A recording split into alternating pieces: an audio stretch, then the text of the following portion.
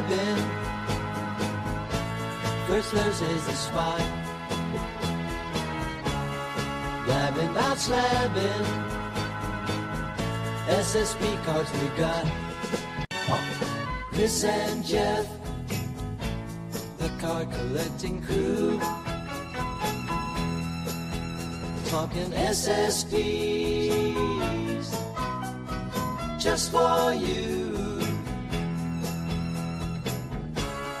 Blabbin' about Slabbin. First loses the spot. Blabbin' about Slabbin. SSB cards we got. Wow. Chris and Jeff. All right, I'm just going to keep letting the music play. I don't... Let it just wash away the memories, Jeff. Oh, boy. Well, it sounds like the White Sox are going to win the World Series this year. At this point, I can't, you can't argue against it. Okay. All right. My microphone is fixed. Yeah, I mean, opening day, Mike Trout gets drilled by a pitch from nobody on the White Sox, and they blow out the Angels. Angels threw a position player today. What happened with Trout, by the way? Is he all right? I doubt it. No, he's probably going to die. I bet there's like some sort of infection in the finger from a bone break, and he'll never recover. But he stayed in the game, so I think he's okay. All right. Speaking of sounds, let me get my microphone working as well. All right. Yeah. While you're doing that, yeah, I see some good quality overreactions to the first game of the season in the comments here. The Reds are done for the season. You know, what's it? Adley Rutschman's going to hit 100 home runs. Some good overreactions. I like it. One thing I will say, the Braves' big weakness was their bullpen. Anthopoulos said so, that he had intended to make it better, and they just didn't find a deal we liked. And the deal they liked was Hector Neris, who every other team passed on. And that's why. Guess he's terrible. So there you go. Typical opening day. You know, offense looked good. Chris Sale struggled a little bit, but look, it was fine. Everything was okay. And here comes the bullpen, and there you go. Whew. I did enjoy seeing. I watched the game with Short Print a Day, our buddy Jake, and we did enjoy seeing Drake Baldwin rocking the debut patch on his shoulder. You know, I mean, that's probably $125,000 card. You know, when it comes out next year or end of this year, actually. God help us all. Okay, everyone breathe. Yeah, the Red Sox did look good though. Red Sox did? Yeah, the Red Sox won, and I'll tell you why they won, Jeff. I was as fantasy baseball players, Jeff and I we read a lot of stuff about baseball, a lot of it. And Luke Jackson, Braves castoff. If you're a Braves fan, you're watching this, you know Luke Jackson sucks. Well, he pitched like the ninth inning of the last two spring training games for the Rangers. And Bruce Bochy said he likes that alignment for his bullpen. So sure enough, here comes Luke Jackson for his first ninth inning for the Tigers on my fantasy team. And he gets shit all over by the Red Sox. That's par for the course. So I hate chasing saves. Jeff can go on forever about chasing saves. Anyway. And yes, Christian Campbell also wore the debut patch. Thank you, SFO Sox fan. We saw his as well. Got on base at least once that I saw. I'm seeing talk of a Torkelson bomb. Jake, can you confirm a Torkelson bomb? What? 423 feet. Really? 9 miles per hour off the bat. 420-foot Spencer Torkelson bomb. That's approximately the combined distance of the two Yankee home runs that we saw at Yankee Stadium today. I will never stop shitting on that. I will never, ever, ever stop. Anyway, Jeff, as you were. All right. I can't get this plugged in. I just got to say, I feel like you sound fine, by the way. Like, okay. You're fine. All right. So here's the deal. Last year, Chris, you remember our big pickups in the offseason? Spencer Strider, Garrett Cole. You saw how that worked out. I went to therapy to forget those, Jeff. Let's not speak of them again if we can avoid it. Well, I thought it would be prudent to stay away from pitchers, as did you. So just stay away from pitchers, right? Smart.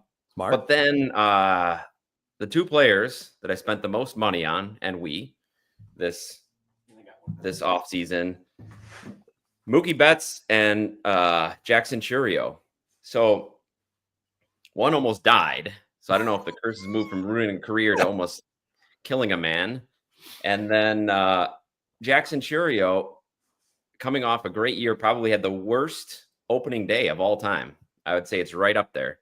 I think there's been 3 people who have 5 strikeouts in opening day, but I'm not sure if anybody actually struck out with a chance to tie the game in the 9th and made a horrible throw that our 7-year-old little league team could probably make. Yeah, it was pretty bad. So I don't know if the curse got worse or somehow just changed. I don't know. I don't even want to use the word curse, Jeff. I want to say the term buying opportunity. Churio looks so bad on opening day. It's a lost season. It's a sophomore slump. He's going to hit at 195. He'll get demoted. Sell Jeff all of your Churio cards right now. That's true. I'm still buying. Yeah. But yeah, I mean, those Heritage Red Inks to drop today now in price. Yeah. Have any, what's the current Red Ink? Have any sold, Jeff? There was one on eBay, but it was taken off. I didn't see it was a sale. Okay. So I don't think that happened, but I know that box topper was going crazy earlier tonight. Oh yeah. That box topper is a beautiful, beautiful thing.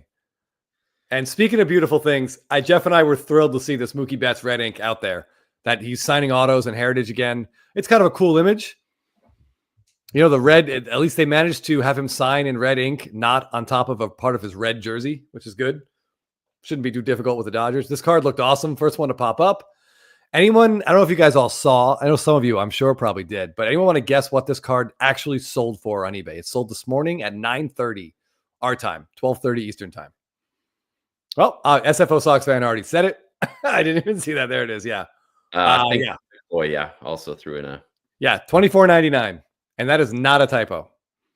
There'll be 74 others of this. And then, you know, it's a really cool card. He hasn't had one in a decade. But that seems like a lot of money, Jeff. Thanks for stopping by, Ryan. Appreciate that.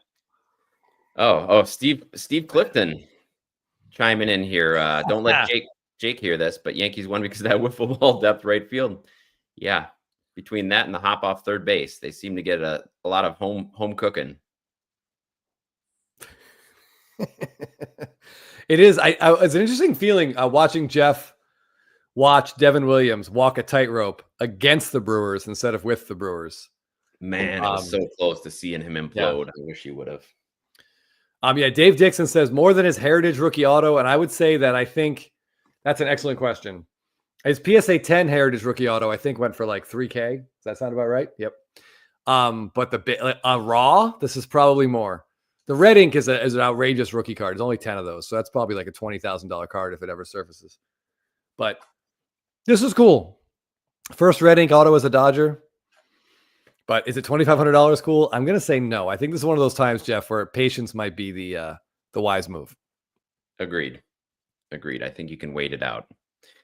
And not to mention, it looks like typical Heritage left-right centering issues. Well, I think that's just in honor of the 1975 top set, Jeff. That's true. If it were perfectly centered, it would look weird, right? Yeah, it wouldn't look authentic to Topps or the era. All right, hold on. I saw this. Reed Gonzowski says Volpe's home run would have been a home run in 9 stadiums. I'm sorry. I have a hard time with that. I really do. I mean, the right fielder came in and then had to go back and got caught in the wind. I don't know. I didn't even see the measurement. It had to be like 319, 320, but it's a home run. So we shouldn't, it sounds like we're complaining, but we shouldn't be complaining. It's a home run's a home run. Yeah, if you went against you in fantasy, you're pissed off for sure. But I do have to say though, that the home runs in 9 stadiums, those type of statistics really skew that right field porch in Yankee Stadium because a lot of them are pop-ups. So an outfielder in right field, even if it's going over the fence, could just stand there and catch it. So yeah, and they certainly tried. Listen, a home run's a home run. If Acuna had hit that ball, I'd be sitting here pimping it like you wouldn't believe. So it is what it is. It went over the fence. It counts, and that's all there is to it. Anyway, Ryan Holding, yeah, I think you said go Phils. Phillies had a great first game. Both of our Cy Young predictions and Zach Wheeler looked really good today. Yeah. Yes, Reed Gonzowski, Joe Buck did say pops it up to right. Yes, I remember I was watching it with a Yankee fan and I was trying to give him shit. Good. And Reed admits it. I appreciate that. Yeah, I mean it's hard to, but again, a home run's a home run. So And yeah, Shelly the Turtle. If you guys picked up Mackenzie Gore late in your fantasy drafts, boy, he looked good today. As long as you weren't like Filmington and picked him up to put on the bench. Yeah, maybe he's a wait and see type of guy, and that's okay. So John has a great question here, and I love some thoughts. What do we think this card, this Mookie Betts card, will settle at 2 months from now?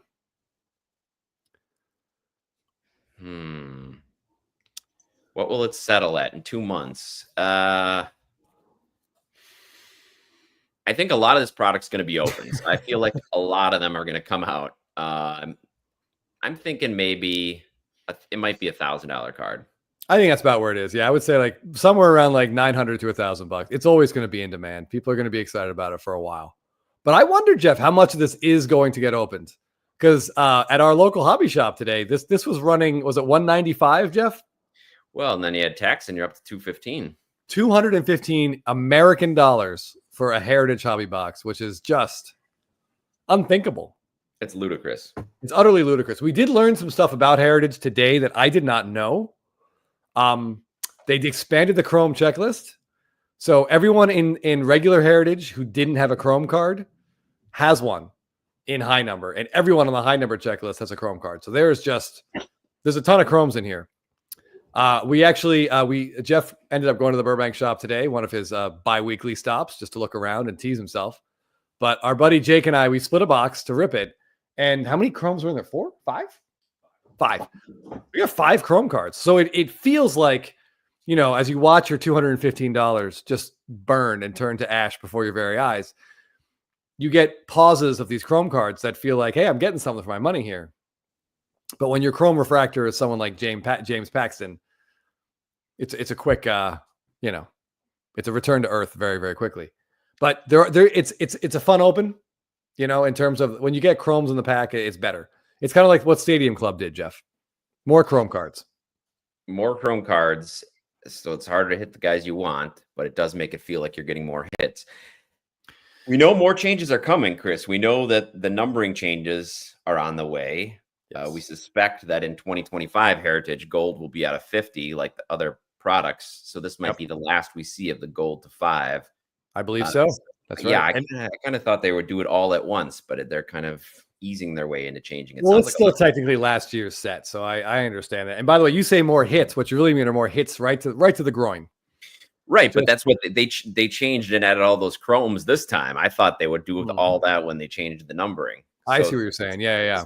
Regular Heritage 2024 wasn't like that. Shelly the Turtle has a question for you, Jeff. Do you want to clue us in on the saga of the Ryan Churio Heritage Gold? Yeah, so I was at the gym, and was it you that sent it out or Jake first? I think I sent it first. Chris sent it. I almost fell off the treadmill, but that's another story. But by the time I saw that text, it was maybe like 13 minutes it had been on there. It had already sold $700. And I thought, well, that's a great deal. I would have bought it for $700.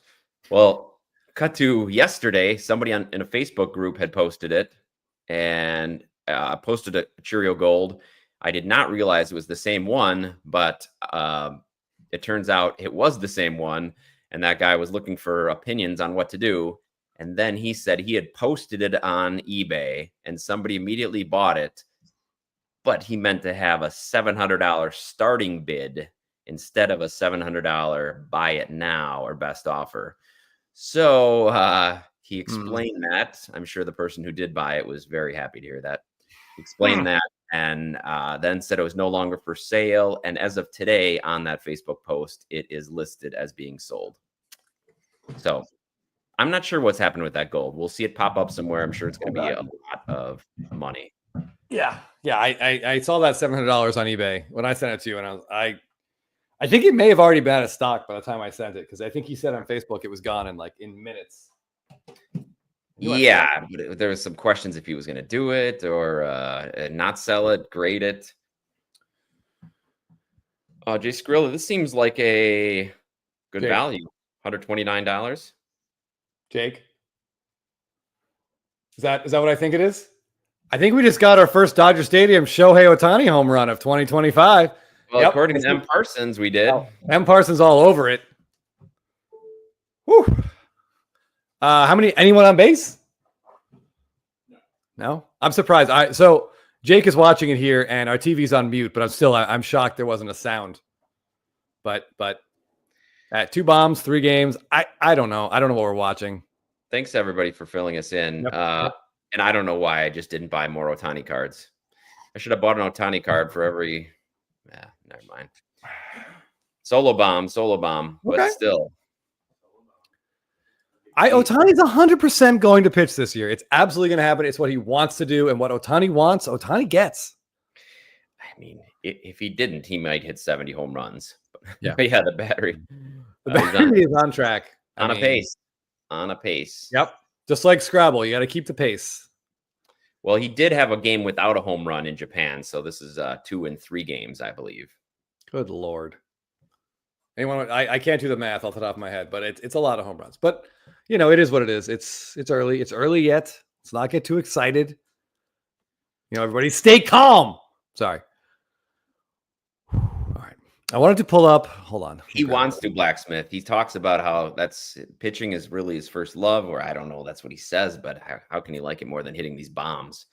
He really wants to do it, so I can't imagine them saying no, that he can't. Yeah. 108 homers. Thanks, LKS. 108 home runs. That seems unlikely. I'm sitting within 20 feet of the biggest fan in the world of the guy who has the AL home run record. I don't think he wants to see anyone hit 64 home runs. Wouldn't matter. No, but anyway. Nobody would care. Yeah, nobody would care. Nobody would care. Ay. My goodness. Anyway, this is Jackson Churio's Heritage Auto. I like the color combo. I like the image is cool. I like how where the auto sits. I like this card, Jeff. If we can find you a nice red ink, I think we're going to have to do it.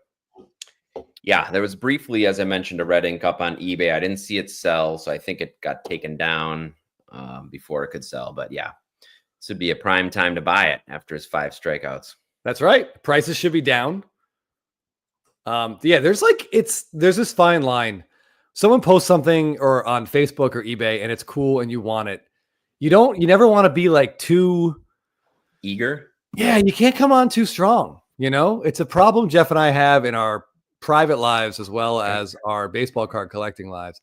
This is a card that has shown up. I want to show this one real quick. And I've tried to get Jeff. I'm not sure at what point the value here makes sense, but this card is just really, really cool. So this is a Jackson Churio box topper. So the jumbo auto. I think this stuff is just really cool. I don't know what kind of long-term value cards like this have, but I like it. Yeah, I like it too. And for a while, that's the one that ends tonight, right, Chris? Yeah, it ends in like 2 hours. For a while, it was pretty low, and I thought maybe I could just grab this. But last I saw, it was well over $500. Yeah, there's a Strider on eBay too. It's a really cool Strider image. You know, obviously, as I've talked about a lot, Strider doesn't get a lot of different images. And the box topper looks awesome, but the seller wants like $300 or something, and I just can't. I can't do it. Chris, Card Enjoyer asks, are we considering crossing over the BGS Blue Ohtani yet? I don't know about you, Jeff. I think our window for that has closed. The value on those cards has it's gotten crazy. Yeah, it's gotten really crazy. We know a lot of private sales on these blue sales, on these blue autos, and I don't think there's a reasonable cost on our end to do it. I think it's fine as it is. It's well protected. It looks great, and I think it's just going to stay. Yeah, I mean, it would cost us probably close to like $2,500 to have PSA look at that card and tell us probably because of what PSA has been doing, they're just going to say nah. No. Yeah. I was telling Chris, it's getting to the point where it's a pretty sizable card. You could buy a pretty sizable card for the amount it would take to have them look at it and probably turn us down. Yeah. So I think we're just gonna leave it as it is. I don't like BGS slabs. I feel like a lot of the color and the shine because it's so well protected, but the inner sleeve really hurts the color and the shine, but it is what it is. I don't think it's going anywhere, Jeff.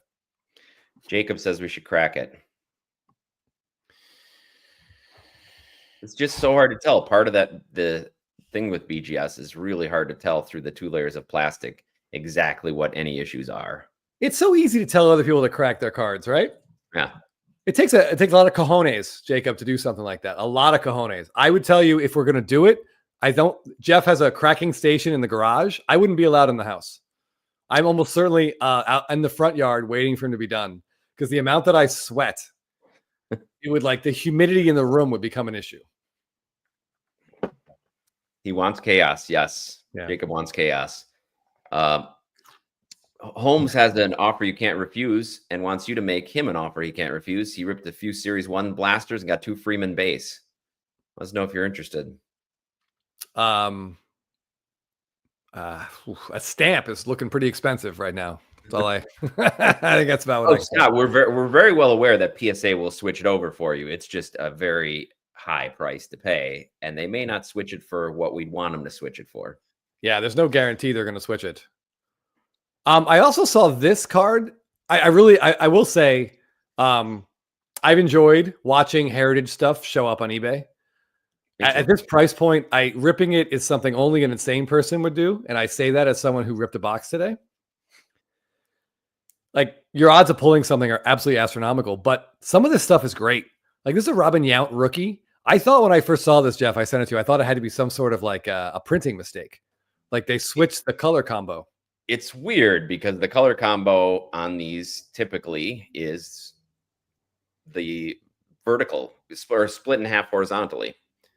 And this is kind of a strange vertical. Is that how all these Legends autos are? I think supposedly no. Another listing, there was another like a card that looked like this, and they described it as a variation auto. So I don't know if that's just seller nonsense. I think you need one of these Robin Yount cards. We should just wait it out and see what else shows up. What do you mean by this reverse? Oh, okay. The border. Yeah, they reversed negative. They just changed the border. It's like a rotation more than a reverse, but it is what it is. All right. Print run approximately 184 each. It's very specific. Whoever did that math, we appreciate that. Another way to get more autos in there, I guess. I would not. Robert, this is easy to say, but PSA has been really hard. So is a BGS 9 or a PSA 7 worth more? I'd still say probably a BGS 9. I appreciate Blacksmith Breaks suggesting we crack it in Strider's glutes. I think he'd destroy the card, though. It would just be reduced to atoms. Does he have control? No, I doubt it. Mendoza's line with kind of a general question here. Recommendation on Facebook groups to buy and sell cards. There's a lot. There's a lot in there. Just kind of search for baseball cards. We have a photo variation group or image variation group you can search for, and please join. But you do have to answer those questions. And we generally feel, Jake and I feel, if you're unwilling to take 10 seconds to answer questions before joining a group, then we really can't trust you to, participate in the group. So please take your time. Please answer the questions. But always, and Jeff will, I think, back me up on this on Facebook, PayPal goods and services, unless you know the person extremely well. Yes. Always use that, and you should be generally protected. Yeah, there's some bigger groups like MLB buy, sell, trade groups. There's also particular groups for just about every team and every fan base. So if you're a Red Sox fan or a Braves fan, you can look for groups like that. There's some people that are in dozens of groups. I think I may be in 4 or 5. I don't do a lot on Facebook. Oof, Doc's cards. This comparison hits real hard. Hector Neris equals Luke Jackson. Yeah. I mean, by the way, I said in our prediction episode that I like Matt Olson to win the MVP, and I stand by that. I still think he will, but I think Tatis Jr. is going to be runner-up. This dude looks like he's on an absolute mission. And except to get to second base on that ball to the wall. He was not on a mission there. Well, not there. He did end up stealing third later in that inning. But yeah, I mean, I like him a lot. I wouldn't buy any of his cards because I think that the sort of the black mark on him is going to be pretty long lasting. But this dude he's ready to go. He's having a big season. Anyway, I started a bit. Bear with me. I've been drinking since noon Eastern time. It's been a long day. It's been a long day, Jeff. It's been a long opening day. Should 100% be a holiday. I've argued this for you. Jeff and I have both argued this for years. There's absolutely no reason for Americans to be working today when the national pastime is taking place. Also, I wasn't happy with the scheduling, Chris. There's like 9 games started at the same time. Somebody I saw had a great idea whether on Instagram or maybe Facebook that said start a game on every hour, so you could go like from 12 Eastern, or maybe that'd be a little 12 Eastern all the way through 7 or something, and have a game start every hour, and that'd be a great way for everybody to get to watch their team. I know that MLB app had some issues today as well. The Brewers were on ESPN, so I didn't have to encounter that much, but it was cool. Major League Baseball gave the Brewers and Yankees an hour of baseball to themselves, which I know you enjoyed. Our buddy Jake enjoyed. It was nice to kind of give the Brewers and Yankees that time to themselves. And Rodon made the most of it. He looked fantastic for that first hour. Yeah, he looked dominant early, and then he lost a little bit of his steam. Corey's throwing this in, and this is one thing I was worried about too. And we were talking about this in our group chat with all the changes that Heritage has made. People are thinking they're getting really loaded boxes. They're thinking they're getting big hits, and people are paying as if they are. So this is, it's a print run of 494, but they're selling like as if they were 100. That's bad. Some people are going to be really miffed. There's a lot of stuff in the boxes. There's stuff in these boxes, but I don't think but the good stuff is still astronomical. Blacksmith breaks, from what Jeff and I sort of discerned, big word, in our group chats, is that Apple TV and Apple products like could not handle the MLB app for the first hour or so of games. But then it seemed like they did solve the problem. We were able to watch the MLB app on a Fire Stick here, but the Apple TV that I have, we could not watch it on. So it was kind of interesting, but I think they did work it out eventually. It's only opening day. Only the biggest day of the baseball watching. Right. Talent. Right. I did enjoy, a couple people were talking about the Brewers. I did enjoy the Bob Uecker tribute that they did before the Brewer Yankee game. That was cool to see.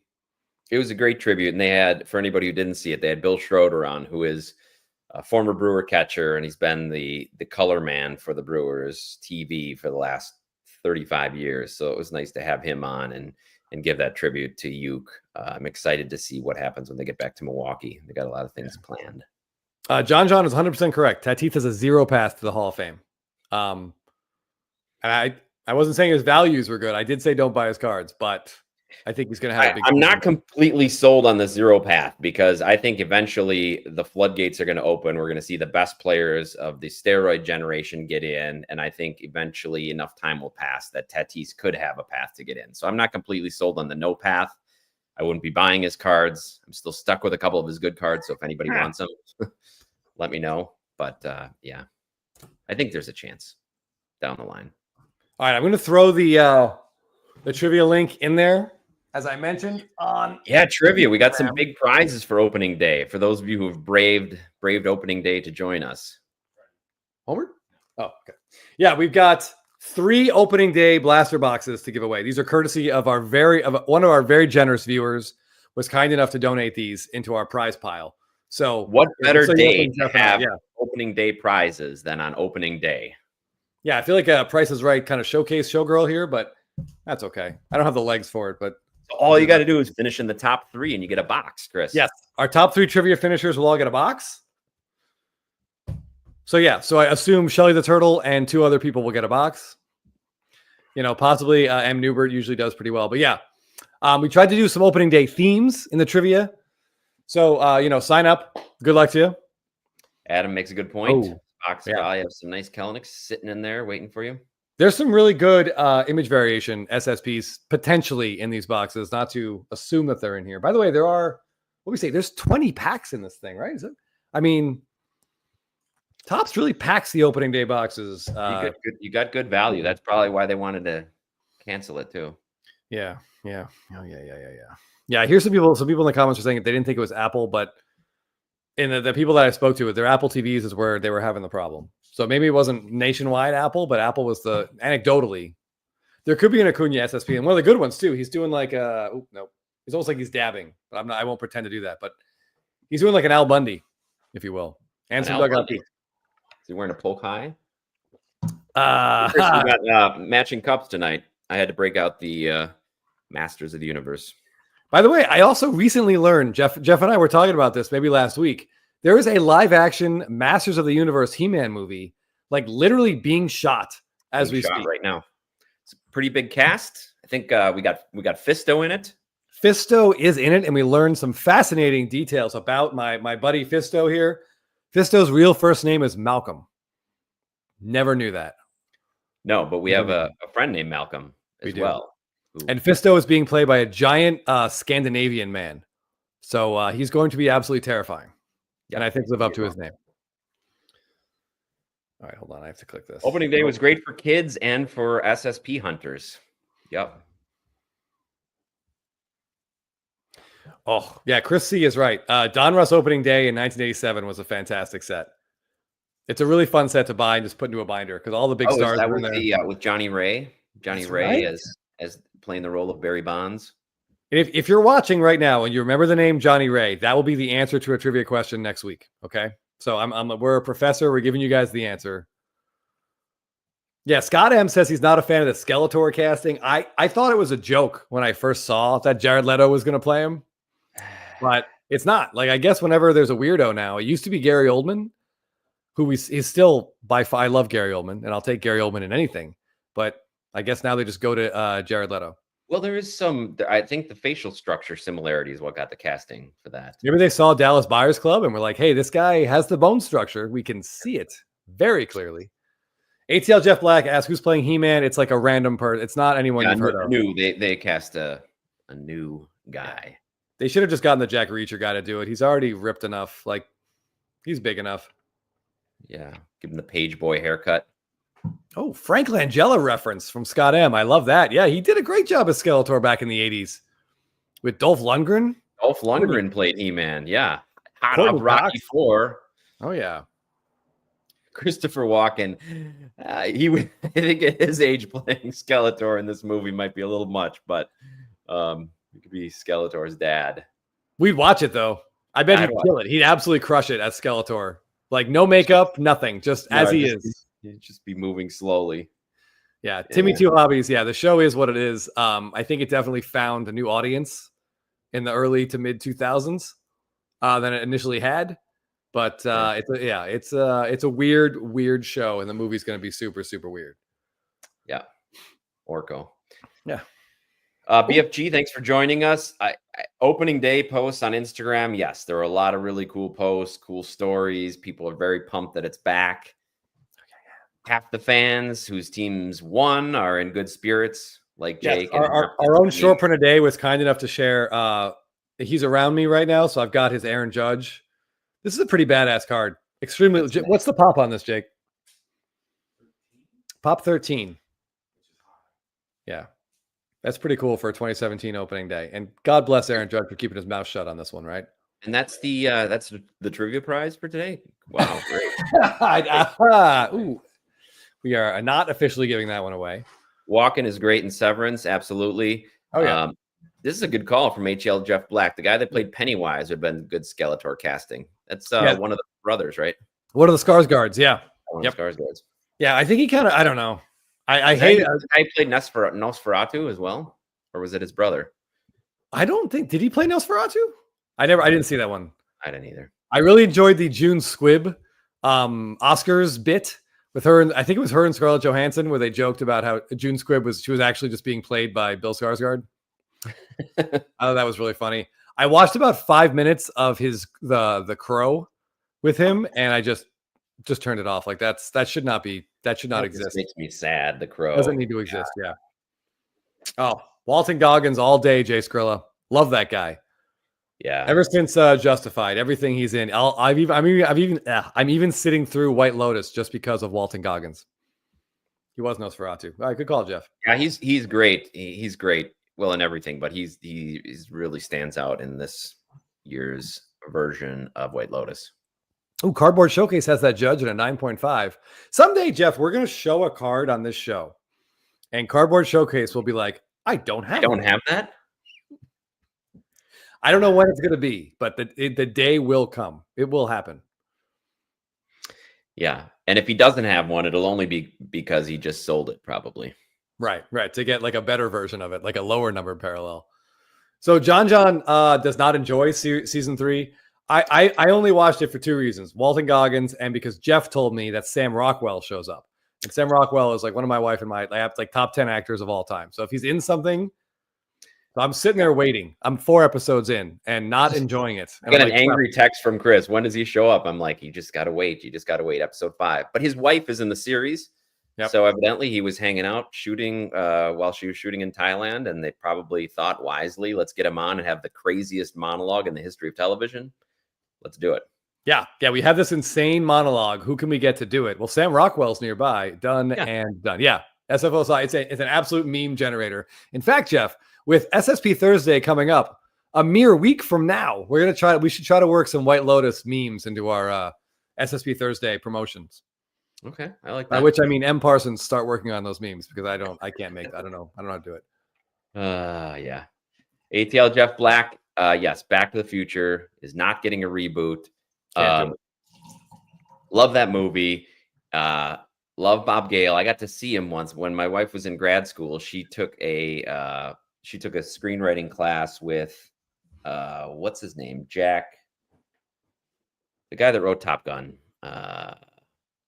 There was a script? Slips in my mind. Yeah. I wrote a bunch of 80s movies. Anyway, taught the class, and he had Bob Gale come in, and Bob Gale was telling us all these stories about Back to the Future and how the reshoots went and how he came up with the idea when he was first at home and in his attic and saw his parents' yearbooks. Just a really, really cool guy. And yes, the more times you watch it and try to follow the exact logic, it doesn't really play, but you just have to. You got to just enjoy it. Yeah. Just enjoy it and laugh about your dad being like a horny creep when he was a teenager, because damn well he was. Damn well he was. All right, there's some really cool Sam Rockwell stuff in the comments. I just want to say 7 Psychopaths was kind of a fun movie. Choke from Lincoln Thomas. This book was great and the movie was really good. I like the movie a lot. Man Overboard is one of my favorite lines of that movie. And I'm not going to explain. See Moon, Chris? I did see Moon. Yeah, give me multiple Sam Rockwells. I'm fine with that. That was just a pretty powerful movie. It was like all of him. It was kind of like a Castaway a version of Castaway. Yes, but instead of a volleyball, it would be 2 more Tom Hanks. Yes. No Wilson, just more. Yeah. They have there's some clips out there of the Eric Stoltz version, if that's what you mean. They got about 4 or 5 weeks into production with that, so there are some clips. It just seems a little different. Yeah. There's a lot of really interesting Hollywood stories about guys getting fired kind of early into production like that. Hold on. All right, back to baseball. We could talk about movies like Back to the Future all day long, but Curator Cardboard, Evaldi pitched great against the Red Sox. Just blew guys away for like 6 innings. Jeff and I both think that's an NLCS preview or ALCS preview, right, Jeff? Agreed. Yeah. But it's just a question of who's going to get the big hit. And And by the way, Aroldis Chapman didn't even get the save. He pitched in the 8th. That was interesting. Yeah.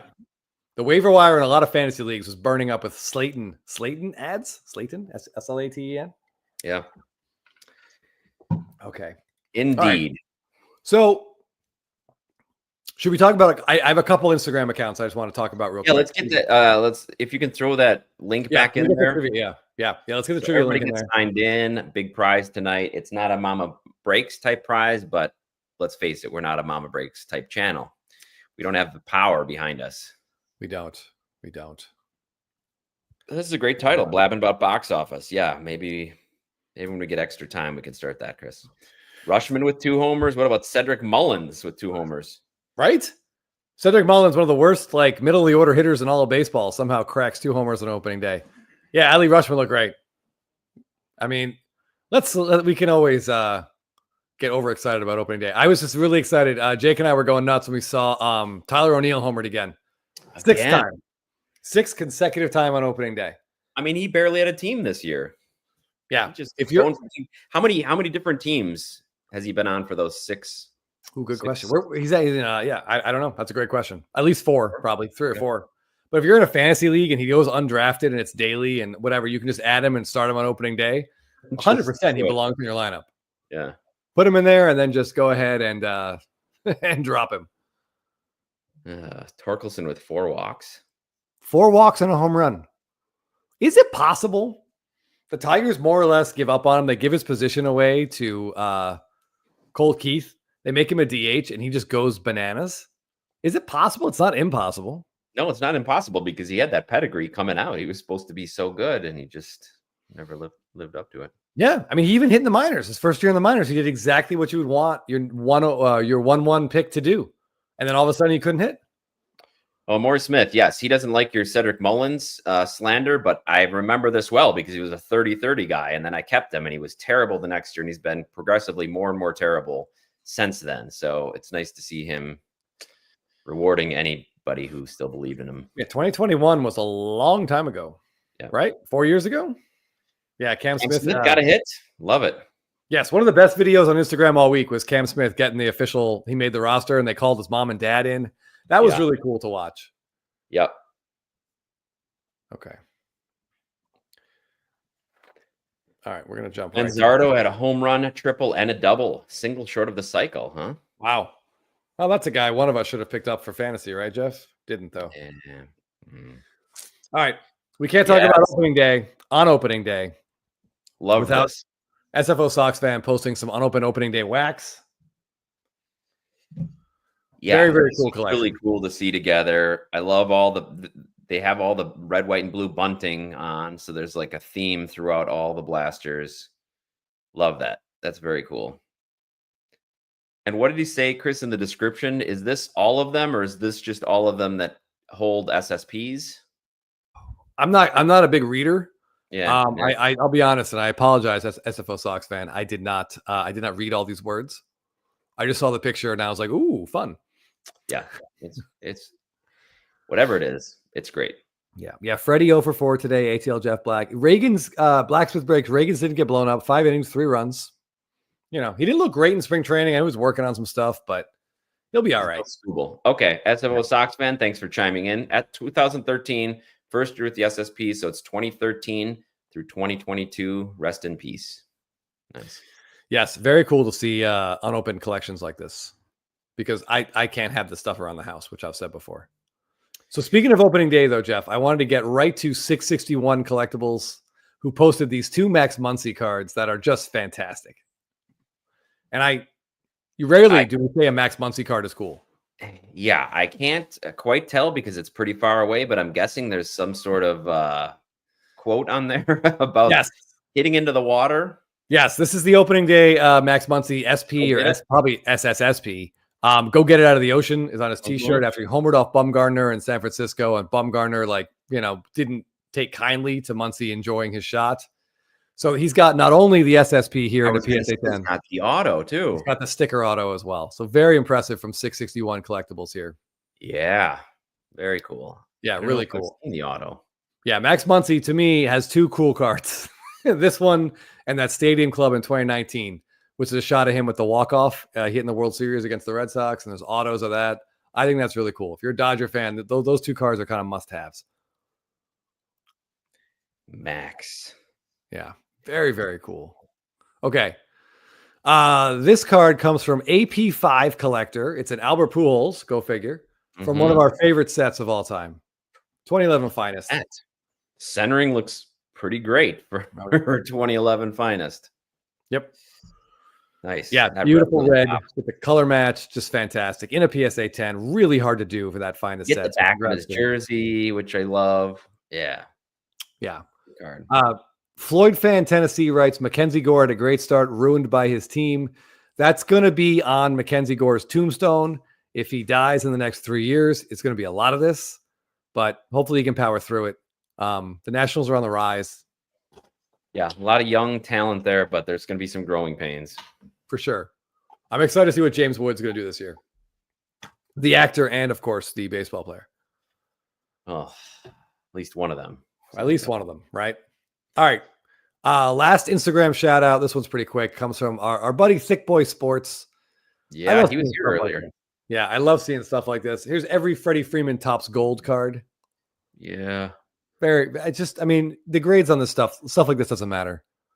We call this player run magic on Instagram, and this is just really, really cool. It puts into perspective how he has been around a while. I know it's not one for every year, but he's been around a long time. As my wife told me a couple weeks ago in the morning, well, the very first thing she said to me one day was, Freddie Freeman is old. And I'm like, what? Good morning? And I don't know. She was reading something and she's like, he's too old. You got to sell all his cards. I'm like, oh. Oh, don't check that bubble mailer that's sitting on the counter. Yeah. That's what a PC is for. That's right. Shelly, I don't think he's going to get traded to you. I mean, I kind of feel like they want him as the centerpiece of that rotation for when they get good. So I think they're hoping he'll be around there for a while. I agree. I think that team is trending up, and they want him to be a big part of it. With Abrams and Cruz and Wood, they need Gore right in the middle of that rotation. I don't think they're going to trade him.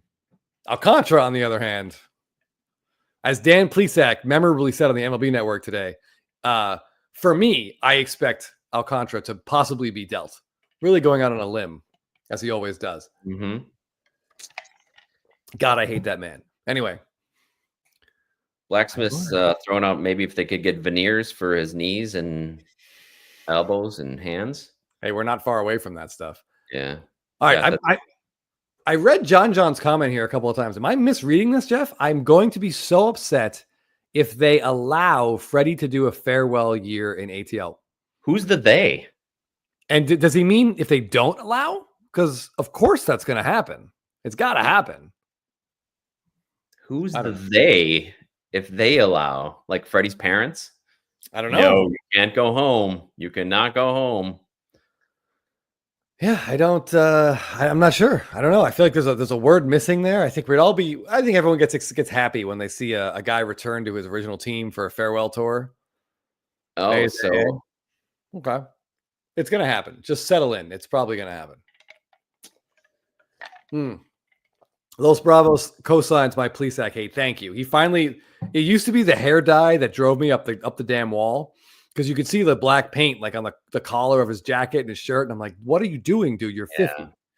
But 50. Now when he says stuff like, for me, the most important thing for the Texas Rangers is health. They really need Corey Seager and Jacob deGrom to stay healthy. Like, what are you getting paid for, bro? Or for me, the team that's going to win this series is the team that scores more runs in each game. Yeah. Oh, okay. Right? Great. Yeah. Tell me it's wrong. His knees. Haha. Okay, so that was a very short kind of trip around Instagram. I'm going to hit the men's room for a moment because it's been, as I said, a long day. I thought our buddy Jake is going to come on for me in a minute. Yes, great. And we ripped a box of Heritage, a hobby box of Heritage. We took the plunge. Guys, it's $200. Please don't do this, okay? Yeah, some people were saying at their LCS it was $240, Chris. Yeah. $240, so you got a discount. There's some cool stuff in these boxes, but they're like way deep in these boxes. So please don't do what we did. We're going to go over what we pulled, what the results were, and you get a kind of an idea what a typical hobby box looks like. And there are just so many better ways to spend $200. Yeah. All right. So many better ways. All right. So hold on. Let me mute this. Like Krieg going for the All right. Give me 1 second here. We got 26 people in trivia. Your chances are great. Yep. M. Parsons or Shelly, if you guys want to share that again, I will throw it up one more time. Thanks, Sam. Rough day as a fan. Rough day as a fan collector. Listen, as Jake Taylor told Rick Vaughn, you got 161 more of these to go. Yeah. Yep. Yeah, Chris C, you nailed it. Buy singles instead of new wax. Easy peasy. All right. And be careful with those singles. Like we talked about, there's some high prices going for these Heritage high number singles, and not it all is as it seems. Okay, you should have plenty of the minis and the chromes. All right, so yeah, as the boys said, they got a box of Heritage, and I have yet to see what they've pulled. I'm guessing there's no monsters hiding back there. You would have heard Jake yelling about it. Is this thing on? It's on. Wow, this fancy microphone. I'm not used to this stuff. Welcome to the show. Everybody remembers Jake, short print today. He noted poor man's Blabbin host. Yankees which gear. Is perfectly fine with me. I just want to first start by saying that The only thing at the end of the day is that the Yankees are 1-0 and the Brewers are 0-1. No matter how short right porch is, the right field wall is, or how many bounces you get off third base. I actually specifically recall Jeff last year when Judge was sliding into second and he threw his hand up and the relay to first and it hit Judge's hand and it ended up, being some sort of win. But Sounds like a cheap move. Sounds like a cheap move. Very Yankees. Yeah. Well, no, it was, Jeff was in agony the whole time he was watching this game, and rightfully so. I mean, it's not the whole time. To be frank, when neatly trimmed beard Devin Williams came in and started to look like he was in trouble, I was pretty excited because that's the Devin Williams I was used to seeing. Yeah, it was glued against the Mets, and then just meatballs, and it was tightened up for Churio and Yelich though, and got out of there. Also, obviously they mentioned, but you absolutely need to join Trivia because this is one of the best products for super cool inserts and super cool various parallels. But I think maybe anybody who's followed me know that I put together the complete set of 2022 opening day variations. And I think it is undoubtedly one of the best series of image variations of any set. Just really cool cards. So yeah, enter Trivia so you can win a box and pull one of those variations. Question for you, Jake. Question: Who is the Yankees' ace with Cole out? Is it Max Rodon? Fried? Yeah, Max Fried Carlos Rodon dealt today. He looked great, and I didn't have high hopes. Carlos Rodon has brought me up and taken me down so many times. When he's good, he's really, really good. When he's not, it's just awful. Kind of reminds me of the Brewers starting pitcher on Saturday. It was this very same way for me. When he's good, he's really, really good. But when he's bad, it just seems like a slaughter fest. But Max Fried, I would say, is the ace. We obviously haven't yet to see him pitch in an actual game. I mean, spring training, obviously he's looked great in spring training, but we'll see.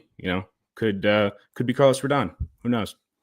It could be. He looked good early. He was pretty dominant. He had the Brewers off balance quite a bit. So Christy, it's not Yankees themed trivia tonight. Jake is just doing a special appearance here, so it's not Yankees theme. But someday we will get Kevin Moss back into the trivia. Don't worry. So I've been over at Chris's since like 10 a.m. And knowing him and his lovely wife who made us dinner, and I'm obviously forever grateful for that. It's always a great time when I come over here. And we ripped a box of Heritage that Jeff was, so kind as to pick up from Burbank Sports Cards for us. And so we actually, believe it or not, I would say, in my opinion, having ripped a lot of boxes, was successful. Sorry. This was a successful rip. In my opinion, all right. So I'll start with the two best cards that we pulled. Okay. Churio Gold. A Jackson Merrill Refractor to $6.99.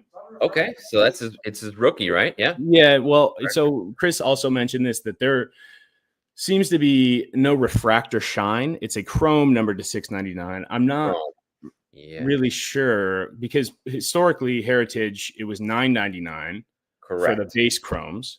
And then, and so, you'll notice that this here, James Paxton, has a little bit of a rainbow refractor shine to it. Definitely different, right? And its Merrill doesn't. So I don't know if they changed the numbering. Either way, I mean, that's a pretty solid rookie. And what are they numbered to, Jake? Both are numbered to $6.99. Okay, so maybe the regular chrome and the refractor are the same numbering this year? Yeah, which I don't know if that's like a new thing. Maybe they got rid of the numbered to 999 entirely. Corey says the refractors are silver and numbered to 225. So are you which would be this Trevor Story. So do you those two that you showed before, the $6.99, even though one is technically a refractor and one isn't, are they the same thing? They're the same thing. I mean, that's kind of stumped Chris and I, and we don't. We're old men, and again, we've been drinking since 10 a.m. Eastern time.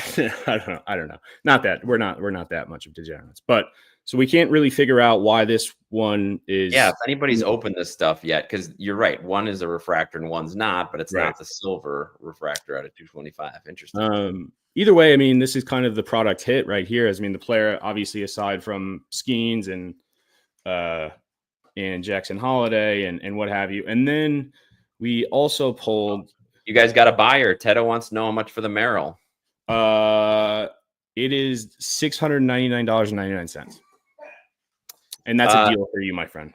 Scott saying, why didn't they choose a better version of Merrill's auto? I didn't even look at it. What does that auto, the facsimile auto, look like on Merrill's? Yeah, it's confusing. I watched somebody open these boxes, and it's like impossible to tell what's an auto and what's not. I accidentally put this card down where Chris's drink was. Oh, so okay. It's a little wet. But we pulled this is a color swap variation of Wyatt Langford. And how did you know? So with Heritage and historically, as somebody who became obsessed with variations, you start reading about every product and how you identify them. Normally it's the code on the back. With Heritage, they always secretively place the type of variation somewhere in the back of the card. So if you look very closely at the number 581, yeah, you will see there above that it says color. Interesting. So if you're ripping this stuff, you always have to make sure you go through all of the base cards you even saw to make sure to check that code, because you could have some variations in there. Yeah, I agree with John. It's going to be confusing. There's going to be a lot of shady listings on eBay, as was already pointed out with the minis being much higher print run than last time. We actually also pulled a black refractor, which is somebody who's opened a ton of Heritage over the years, right? Like it's always been a product that's been super affordable. So you can buy, I mean, it was like $50 or $60 for a hobby box typically. I mean, going back to 21 and 22, I've never pulled a red ink auto. I've pulled one actual auto, and I pulled one black refractor of probably cumulatively three cases that I've opened. So the sheer fact that we pulled all of these in one box is just kind of mind-boggling to me. It shows how much they've changed the product. Now black is still out of 100. It's 75 this year, so they've progressed every year. So last year was 74, right? So I think then for Heritage 2025, it's going to be out of 10. Oh, they're going to change it. Yeah, I believe they're out of 10 and gold out of 50. That's what the plan was. So that was like kind of crazy to me to pull a black refractor. I mean, those were impossible pulls in previous iterations of Heritage. And then we of course pulled a patch card. Everyone that I've seen been opening boxes has pulled autos. And granted, I knew that the auto would probably have been a 32-year-old rookie relief pitcher. So I wasn't too concerned, but we pulled a Dave Winfield bat relic, which is, kind of a cool Heritage card. And those old Padres. He wasn't in his Yankees uniform for you. I know. That is too bad, but they're very thick this year, very thick. So they must have really. Blacksmith, thanks for joining us. Enjoy the game. I hope you get a Mariners win tonight. Oh yeah, who is playing tonight? Jake, were your blue? Did you get blue and aqua borders? We did. Were they mislabeled as white borders? They are. Yeah, I noticed that as well, and I just kind of assumed that maybe they labeled all of those as white borders. But yeah, we also pulled a black border, which are numbered to 50, which is like paper. Yeah, paper black. I mean, to pull all of these in one box is like kind of ridiculous. It's a little concerning, to be honest with you. Yeah. It just goes to show them. I mean, granted, I know that I think that they're catching up with the high number product and inserting all the chromes like Chris had mentioned, but yeah. I mean, so Curator says the print runs way down. Rookie classes superb. These will be great. Release and rip, buy it up. Blasters are seeming even juicier than hobbies. Quoting Striker. Yeah. I wonder. So, what realistically, what would you get if you sold everything you pulled? I joked with Chris that we could probably make back a third of the cost of the box. Okay, so with those two. I mean, those cards they're tough pulls. They're really tough pulls, especially for those two keynote rookies. But again, there are it's just so much of the product, so many of just the regular blue ink autos out there. So who knows? With everybody getting a chrome. Right. Corey's wondering if both your chromes were from high number, or was one from the regular Heritage? That's a very good question. Where did regular Heritage stop? Like, what was the? I think 500, and it's Oh, 500. 450, 500 maybe. Yeah, that's right. Yeah, I think all of these are actually high numbers. So I don't recall seeing any inserted. Maybe story. Yeah, that might be. No. Breaker was saying buy yeah, as many blasters as you can at $24.99, not secondhand price. I agree. It seems like a really fun product to rip. It is. It always has been. It's this at release or pre-release, people were getting them for $99 or $129, which seems a lot more palatable than over 200. Yeah, I mean, which they should. I mean, it kind of is. It's frustrating that there is a 100% markup at these. I know that Fanatics is doing direct distribution now, so I don't think that these hobby shops are going through a distributor anymore, and that was their excuse of marking up product then. So, like, if your local hobby shop is going directly to Fanatics, it's like they're getting it at cost effectively, right? And if they're marking it up to this extent, it seems a little shiesty. Yeah. Right. Well, what I was saying, so Chase, what's up, Chasing Majors? Jay Marvel, thanks for hopping in. What I was telling Chris is seeing this widespread $200 pricing makes me think that Fanatics is going to come out the door next time with Heritage, at least at 200, because they're selling at 99 and then seeing more than 100% profit coming in to the card shops, and they're going to want a piece of that. So yeah, I feel like this is just going to accelerate that growth of the product prices, as we already saw with the Chrome update with the debut patches. I think that sometimes in these instances, as collectors and hobbyists, that ignorance is bliss. That if you think too much into it, it's a little discouraging and kind of a little bit of a doom loop in terms of, how we're kind of, as the consumer, we can be. I guess that's why we don't really buy wax. It's because it's kind of just effectively just a really sophisticated ripoff. Yeah, so just enjoy the cards you collect, and Kimberly says all depends on the checklist. I agree. Yes, like I feel like that's what's carrying this. Those top rookies. So we'll see. I think, though, in general, the direction is no matter what's going on the checklist, that they are skyrocketing these prices because people are willing to pay them. So it'll be interesting to see when 2025 Heritage comes out, which is supposed to hit in about a month, 3 weeks. Yeah. Seeing what that checklist looks like and what they're getting out of there. So, I just wanted to come on and say hi, and that I appreciate all of the Blabbin viewers, and thank you for having me. I will. Yeah. Well, congrats to your Yankees. Well-deserved win today. Is it a 2-game series against the Brewers? 3-game series. They play Saturday and Sunday. It's so odd. They take tomorrow off. I don't even think it's supposed to rain. It's kind of annoying. They do that just in case of rain. They like to do that. Yeah. But all right, well, we'll see. Good luck to your Yankees this year. Good luck to your Brewers. And hopefully we'll see you in the playoffs. Yeah. And we'll enjoy watching Nestor together. I think every Yankee fan has a soft spot in their heart. I don't know. The Brewers, they've had a good track record of reclaiming some of these projects when the pitchers have kind of gone off the rails, and I'm hoping that's the case. Steve Clifton said Chris passed out on the can. He pulled a full Elvis, so I have to resuscitate him, but he's coming back now. But thank you, guys. Well, we'll see you later.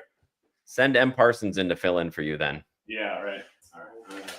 All right. Curator DNA Card World was upping the price in real time as eBay sales went up. Watch case climb in $100 increments up to 400 to 604 to 5 hours after release. Yeah. Wow. And that's what I'm afraid of. I think Fanatics is looking at that and saying, all right, well, that's great, but we got to get more of a piece of that. Yeah, I'm glad you mentioned Topps Chrome update, because I feel like that's the thing that we're concerned about. The rookie patch autos are in there so that everyone has access to them. Everyone has a shot to get them, but with the secondary prices we saw this year with Skeens, I'm afraid of what Fanatics is going to list those coming out of the shoot at this fall. So fingers crossed they stay reasonable. Yeah. Chris C is glad you're back. He did not like the Yankees fan out there. I mean, pinstripes are tough. So I just want to reiterate. I know Jake showed it, but look how thick this ridiculous Dave Winfield card is. Like, $200 for an auto or a relic, and it's just such a bummer. I mean, it's too bad. So, Because those are, the bottom line is if it's a $50 box, that's great. Yep. But you pull a card like that and you're like, great. And you see that it sells for $8. You're like, well, on my $200 investment, you're not getting much of a return. Yes. It's got to be done for the entertainment, right? Yeah, I bought some hobbies, some heritage hobbies with my dad last year, and they were $80 at Carolina Sports Cards. And so when we pull a Javi Baez bat relic, and we just laugh about how terrible that is, it's not that big a deal. No, but at and that goes $200, yeah, that goes to what Kimberly was saying about the checklist. So the checklist does matter, but I'm just worried with this trajectory that they're never going to be able to go back down. We're never going to see those $80, even if it's a crap checklist. Okay, I see people still signing up for trivia. I keep that going. It is 7:06. Yeah, We'll run trivia at 7:15, so in 9 minutes. Right. 9 minutes. We'll do it on the dot. I tend to be, I milk it, and I apologize. I want to share. Kimberly was talking about the checklist, which is great because I want to share. Oh, one of the things that. Go ahead, Jeff. Somebody also mentioned the throwback. I don't know if you're going to show the checklist. If you could show exactly the part I was going to show. Like the heritage throwbacks are huge with collectors, with player collectors. Huge. Chris and I keep trying to track down some Otanis. Yeah, and there's like an early, a 2014 or 15 Freeman that I saw once, and I was like, well, I don't need that, and it was gone. And then I regretted it, and I haven't seen it since. And that was like 3 years ago. This is the throwback checklist. Thanks, Ninja. And yes, great to see Mookie out there. So yes, to answer the question, somebody had a question in the chat. Sorry, I can't remember who it was. They do have throwbacks, and typically they have big name throwbacks. Well, Chris, you want to read through that name list? Yeah. So these throwback uniform variations. There's 10 of them, and they are one in every 9,500 hobby packs. Really hard to find. Extremely hard to find. So like, sometimes you get like really like Bryce Harper has one where the Nationals played in the Grays jersey. There's some cool Mookie Betts ones. I mean, obviously there's cool cards of all the big names, but in high number, here's the checklist: Wilson Contreras, Paul Sewald, Logan Gilbert, Jesus Sanchez, Aaron Nola, Jake Cronenworth, Ranger Suarez, Jose Siri, Luis Rengifo, and Gavin Sheets. I don't even know what to say. That's the most absurd checklist I've ever seen. It's really frustrating. Yeah, that's supposed to be one of the chases in the product, and those are the guys you get, which is great for those player collectors and maybe even some of the team collectors, because you can get a throwback. Let's say you're a fan of, I don't know, fan of the Phillies. Fan of the Phillies, and you can get an Aaron Nola. You won't have to pay up nearly what you would for Bryce Harper. Okay, but except for those people, there's going to be a lot of disappointed people. It's a really, really weird thing. It reminds me of when they didn't Topps Chrome, Jeff. They had those, like, it wasn't Legends. They just had like a veterans auto checklist. Yeah. And like Luke Voigt was like one of the best names on it. And we were like, what is this? Imagine buying your Topps Chrome hobby box and one of your autos was like Luke Voigt. You'd be like, what? He's not like, what is good? I got a retired player. No, he's active. But yeah, imagine JD Cards, the hit of your life. You're like, oh my God, but this is just weird. I don't understand. It's not like other players. These aren't autos. These don't cost them any more money.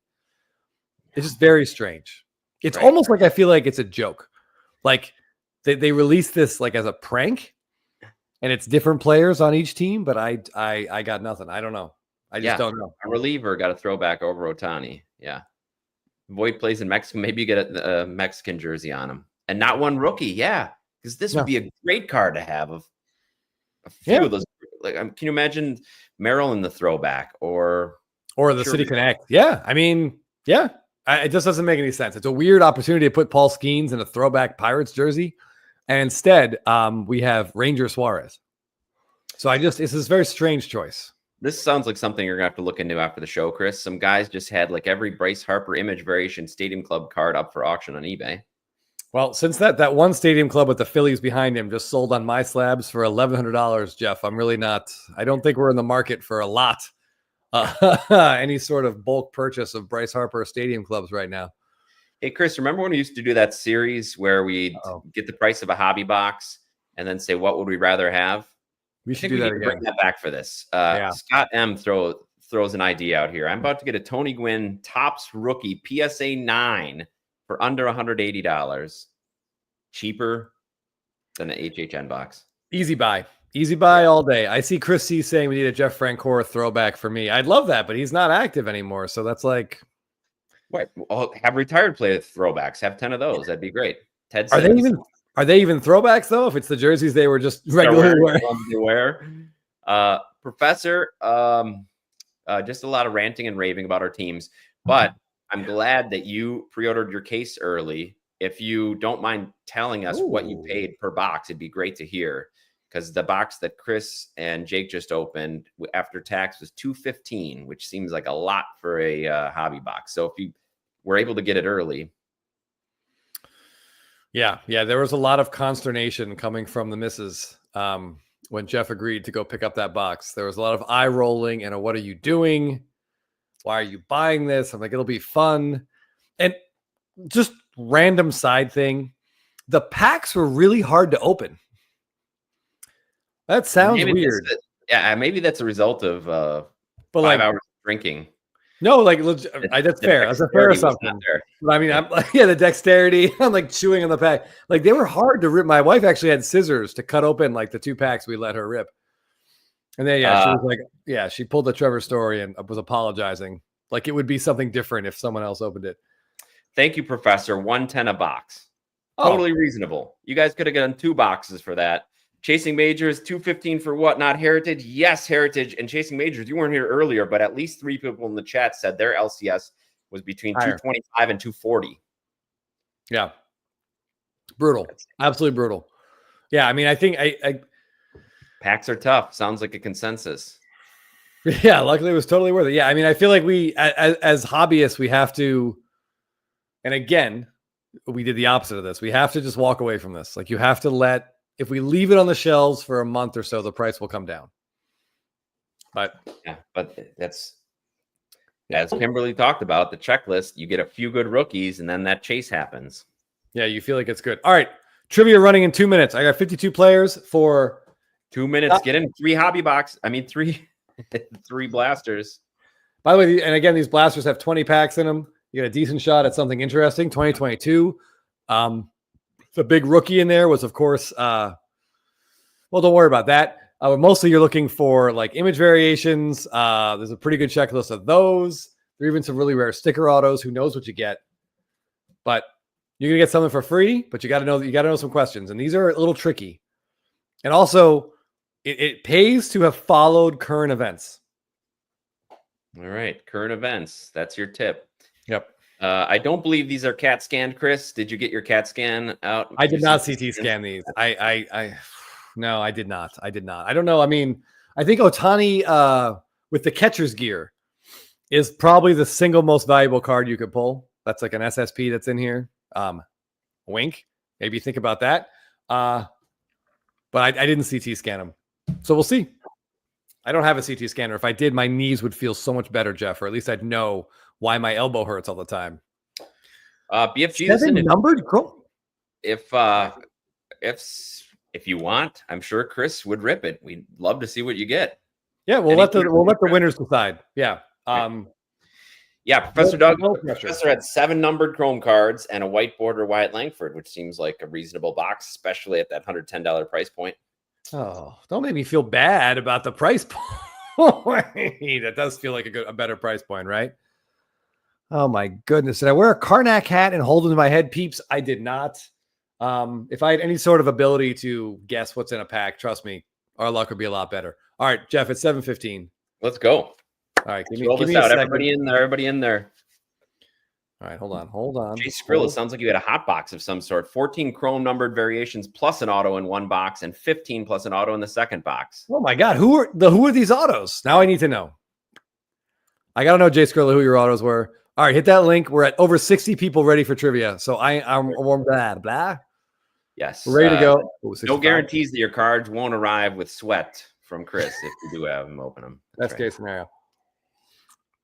There might be a slight bourbon smell to them, but that's okay. Everything I touch is a bit of a bourbon smell. All right. Jeff, is the countdown on the screen? It is not. We got it up there. Page. There we go. Oh, here we go. Beginning soon. All right, everybody get those fingers ready. Chris gave you the current events. And think of what day it is, right? Yep, that's right. That's right. Payroll It as will well. matter. All right, we're going to start the countdown in, you know what? We're going to do it right now. Here we go. Let's rock and roll. All right. For the opening day blaster. Yep, Bourbon top 3 Smith Show. finishers. Here we go. In what country did the 2025 MLB season officially start? USA, Japan, Mexico, or Saudi Arabia? In what country did the 2025 MLB season officially start? Whew. I expect a pretty high return on this one. I hope so. 96% said Japan. We got almost everybody getting it correct. All right. Ooh. Max. Ooh, we got a 3-way tie. A lot of 80s. That's great. I like seeing high scores out of the bat, Jeff. Oh, In Topps Heritage, what are gold refractors numbered to? 100, 50, 25, or 5? And we alluded to this earlier in the broadcast. This may change, unfortunately, but for now, there is one answer and one answer only. 60% of you got it correct. It is 5. That's why you rarely see them. John's already calling 700 club winners. I see that. Yeah. All We'll right, here we see. go. Who hit the first home run of the 2025 season? Was it Tommy Edman, Shohei Ohtani, Ian Happ, or Will Smith?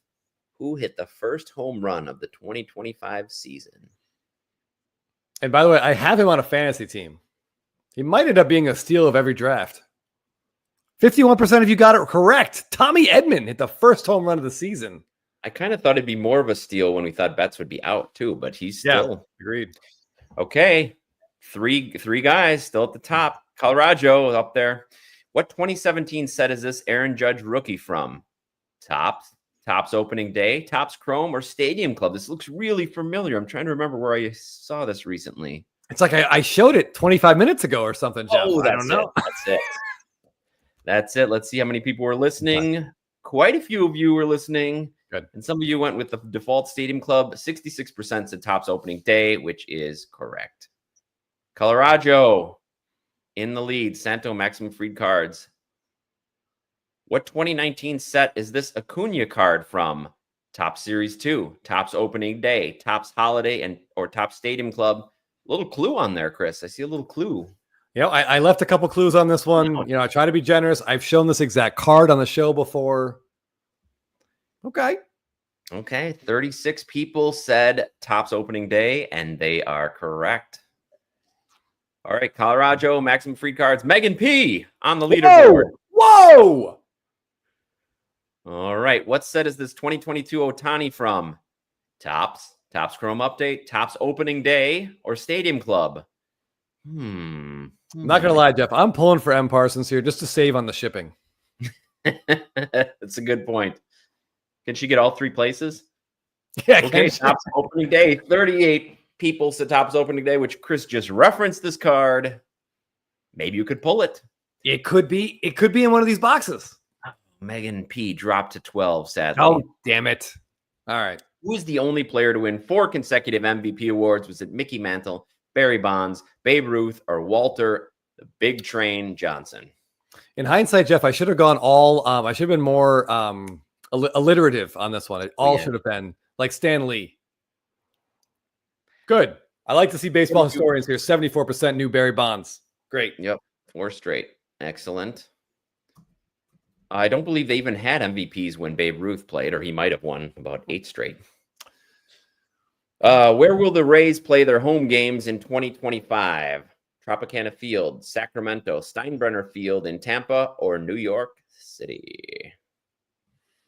The Rays, sadly, their dome was destroyed, and they're not building a new one anytime soon. Steinbrenner Field is correct. 45 people got it right. I'm happy about these percentages we're seeing, Jeff. It makes me happy. People are paying attention to Cardboard Showcase in the top 3. Sorry. Yep. Looks great. With what team did Gary Sheffield make his MLB debut? Was it the Mariners, the Brewers, the Dodgers, or the Braves? They're anybody who watched last week would know because he was wearing that jersey. All right. Well done. Well done. Yes. Maybe people remember the Future Stars card. Colorado Cutler's Cards, Cardboard Showcase, 3 C's in the top 3 places. Only 1 point behind Max Fried. Who won the 2024 AL Cy Young Award? Chris Sale, Seth Lugo, Tarek Skubal, or Cole Ragans? Man, let's see who got that one in. It's all timing in that number 10 right there. Hopefully. Unless I accidentally chose Skubal when I was putting it, or Seth Lugo, I mean.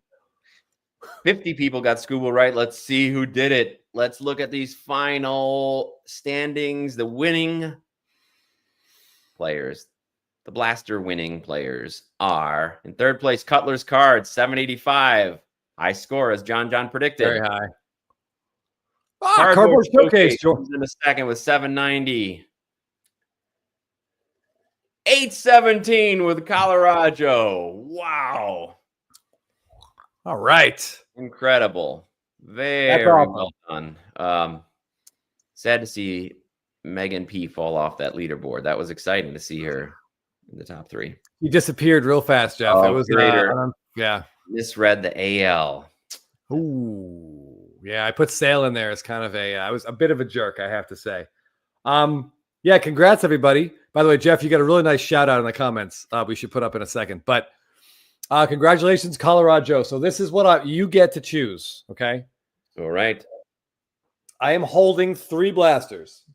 So you tell me top, middle, or bottom. And we'll send whichever one you want your way. Just let us know. But yeah, there's a very hold on. Colorado's on PEDs and uses AI. We're not testing for that yet, so no. We really should. We should. Bottom. All right, Joe, you got it, buddy. Bottom one is yours. All right, that's first place over there. And then Cardboard Showcase, you were second. So do you want top or middle of the remaining 2? You got to let us know. Ooh. I'm excited to see what's in these boxes. I want to report, like, when our viewers win stuff, Jeff. I want to hear how they went. Like, I never heard about how the Series 1 hobby boxes went. So, Shelly the Turtle, please let us know. All right, Cardboard Showcase wants the top, which means Cutler's Cards, you get the middle. So, you guys just send us your addresses. We'll get these out to you. Unless you want Chris to open them. Unless you want me to open them. But it's almost more awkward to ship that, Jeff. Okay. All right. I'd almost rather not open them. Just because it'll be a pain in the butt to get those in the mail. That's I get it. Let me get to Dwayne's comment. Dwayne, thanks for joining us. Congratulations on your huge pickup. Ohtani is hot right now, and Dwayne made a big pickup. That's why I happened to be at Burbank Cards, where I picked up the box for the boys to get that card, and it's already on the way to Dwayne in Milwaukee. So congrats on making a move on a big Ohtani card. I don't want to steal the thunder about what card it is. I'm sure we'll see it on your IG. I also want to do a quick shout out to my internet, Jeff, because this is the first time in like 3 weeks that we've done trivia, and I haven't gone all like mirrory, all speculating. Yeah, I didn't know. Yeah, you're right. Yeah. Shelly pulled a silver pack Dylan Cruz auto out of 25. Oh, on the box that we sent? The box from... No way, really? Hold on, I'm going to get rid of this. Wait, Shelly, out of that hobby box? That's awesome. I'll make sure we got to tell Stephanie that. She'll be really excited to know that. Post that sucker up. Post that sucker up and tag Stephanie in it. Yeah. Dude, those cards look really great. I hate that they're sticker autos, but I really like the throwback design and the kind of the shine that's on them. The box was terrible until the last pack. Yeah, that sounds about right. Little pack. Yeah, great. Oh man. All right, that was fun. Thank you guys for playing trivia. It's always we really enjoy. It's kind of like we're watching like a carnival game, Jeff. It is. And people are like shooting at the horses, with the water gun, and we're watching guys get to the finish line. Yeah. It's really fun. It's really fun for us to watch. In all seriousness, I do enjoy it. Yeah, a lot of really high scores. That was some great answers. Yeah, I got excited actually. I'm not gonna lie when I saw M. Parsons make a really strong start there on the top 3. Yeah, that was she used to feel good. BFG makes a good point. Colorado got all 10 questions at an average of 81 per question. That's some fast reading and answering. Yeah, I mean, that's also, I appreciate BFG. I'm not the only guy. After the show, Jeff, I also go look at trivia.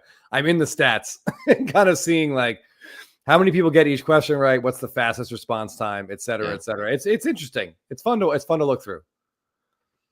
The less said about this, the better, Jabroni. It was a rough game. Rough game all around. Only one of 162. So It's all right. Yeah. There. What was I going to say?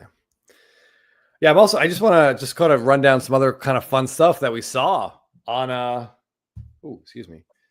opening day today. Someone mentioned Sandy Alcantara. He looked really good for 4 innings. Ended up giving up a couple of runs.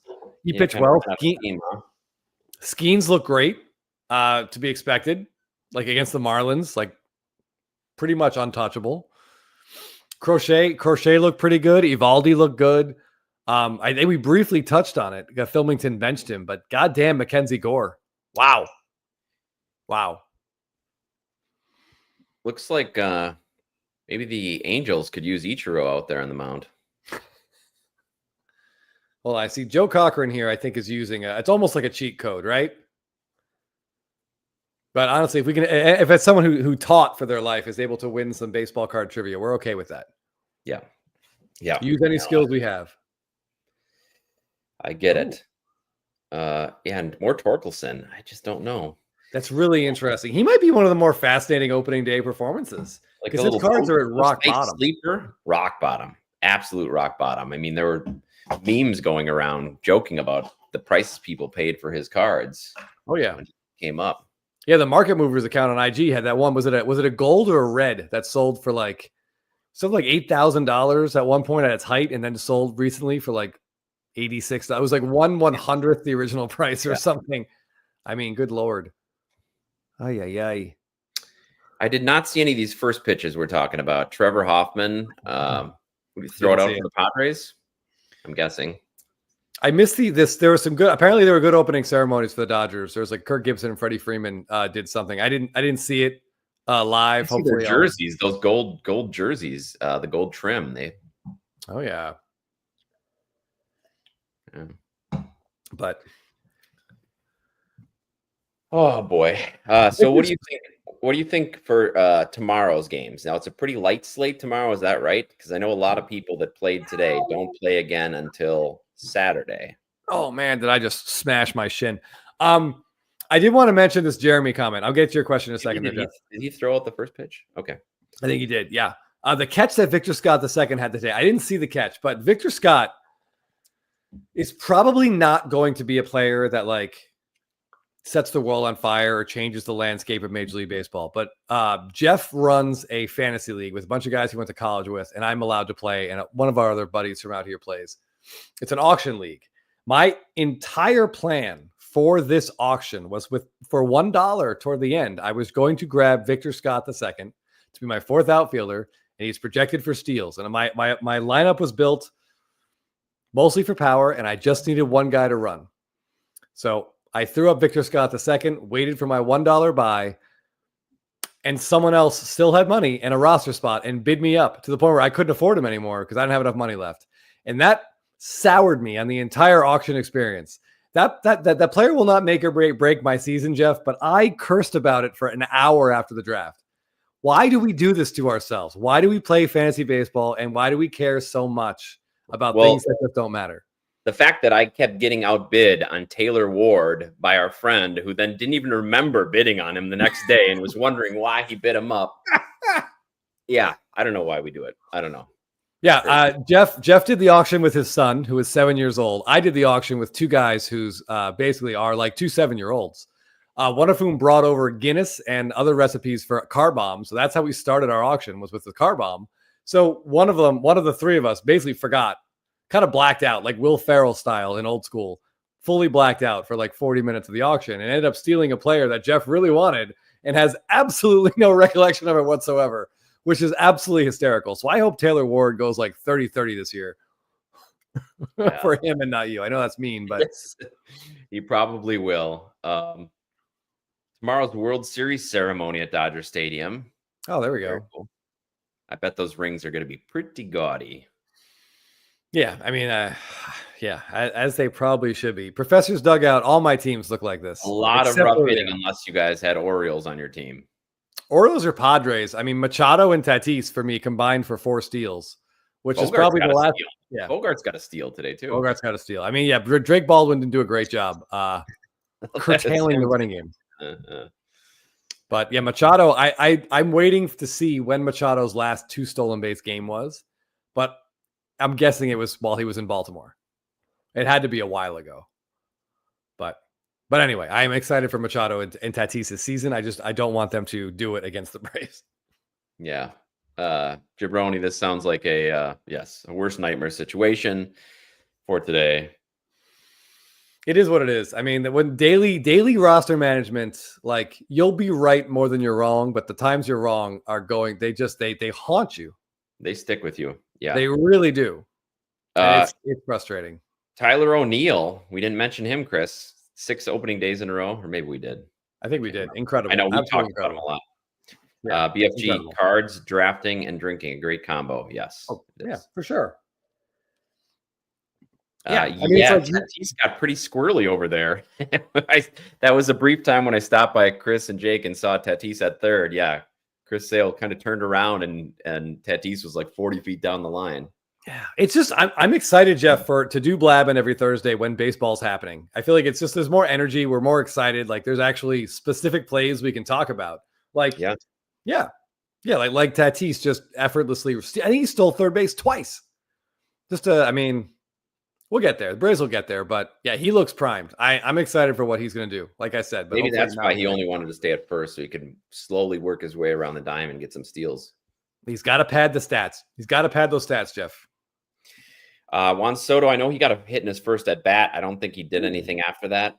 You're right. Jay Marble, his market has been hot, heating up along with those Mets. So we'll see what happens. Yeah. Which card did you get?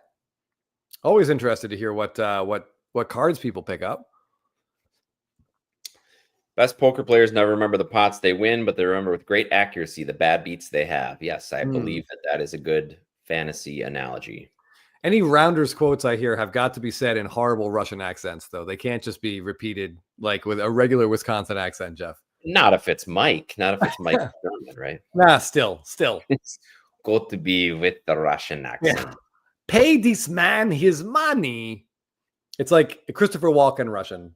Pay this man his money.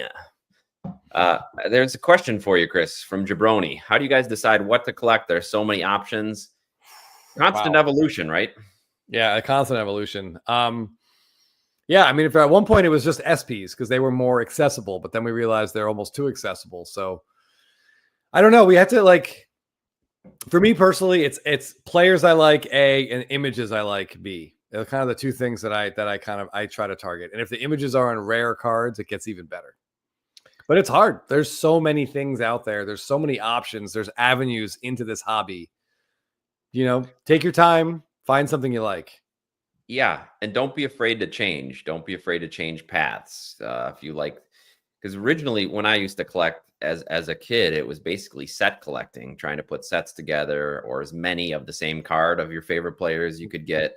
And so when I came back in, I started by collecting sets and then soon realized that with all the different stuff that there was in the hobby, that wasn't the target area for me. So you just have to be willing to change, try something, and keep trying things till you find something you really like.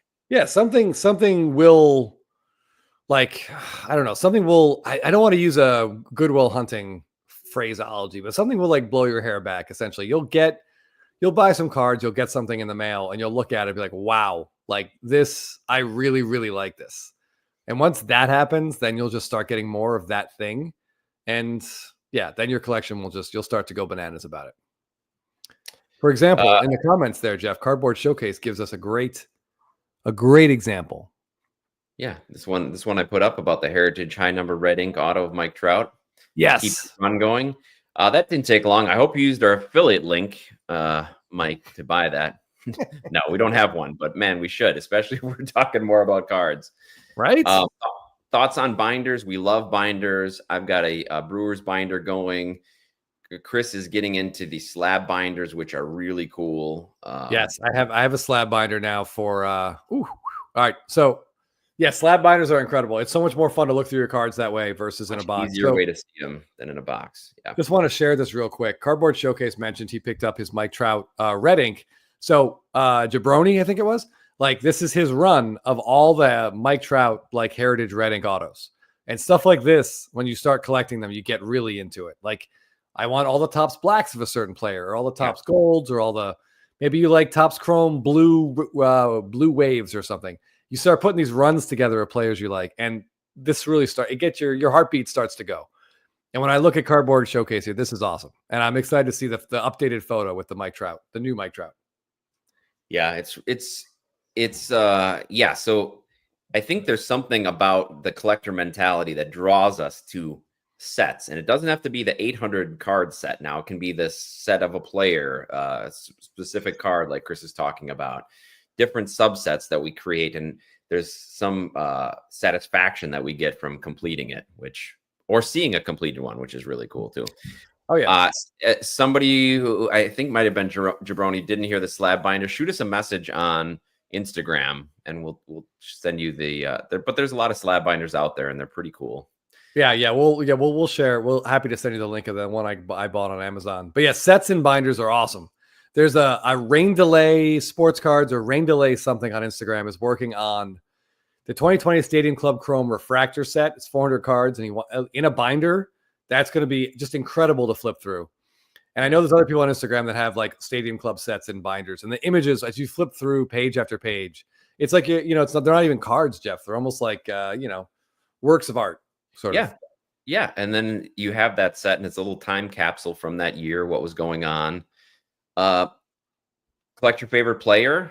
Great advice, Holmes. For him, it's TJ Friedel. Oh, yeah. I did not see that Nick Gonzalez hurt himself hitting a home run. Sounds about right, though. Yeah, that does. I mean, for the Pirates, was it an inside the park home run at least? I suspect no. I suspect no. Probably pulled a oblique. Stonefield just pulled a Corbin Burns red ink auto, and is he on the Brewers?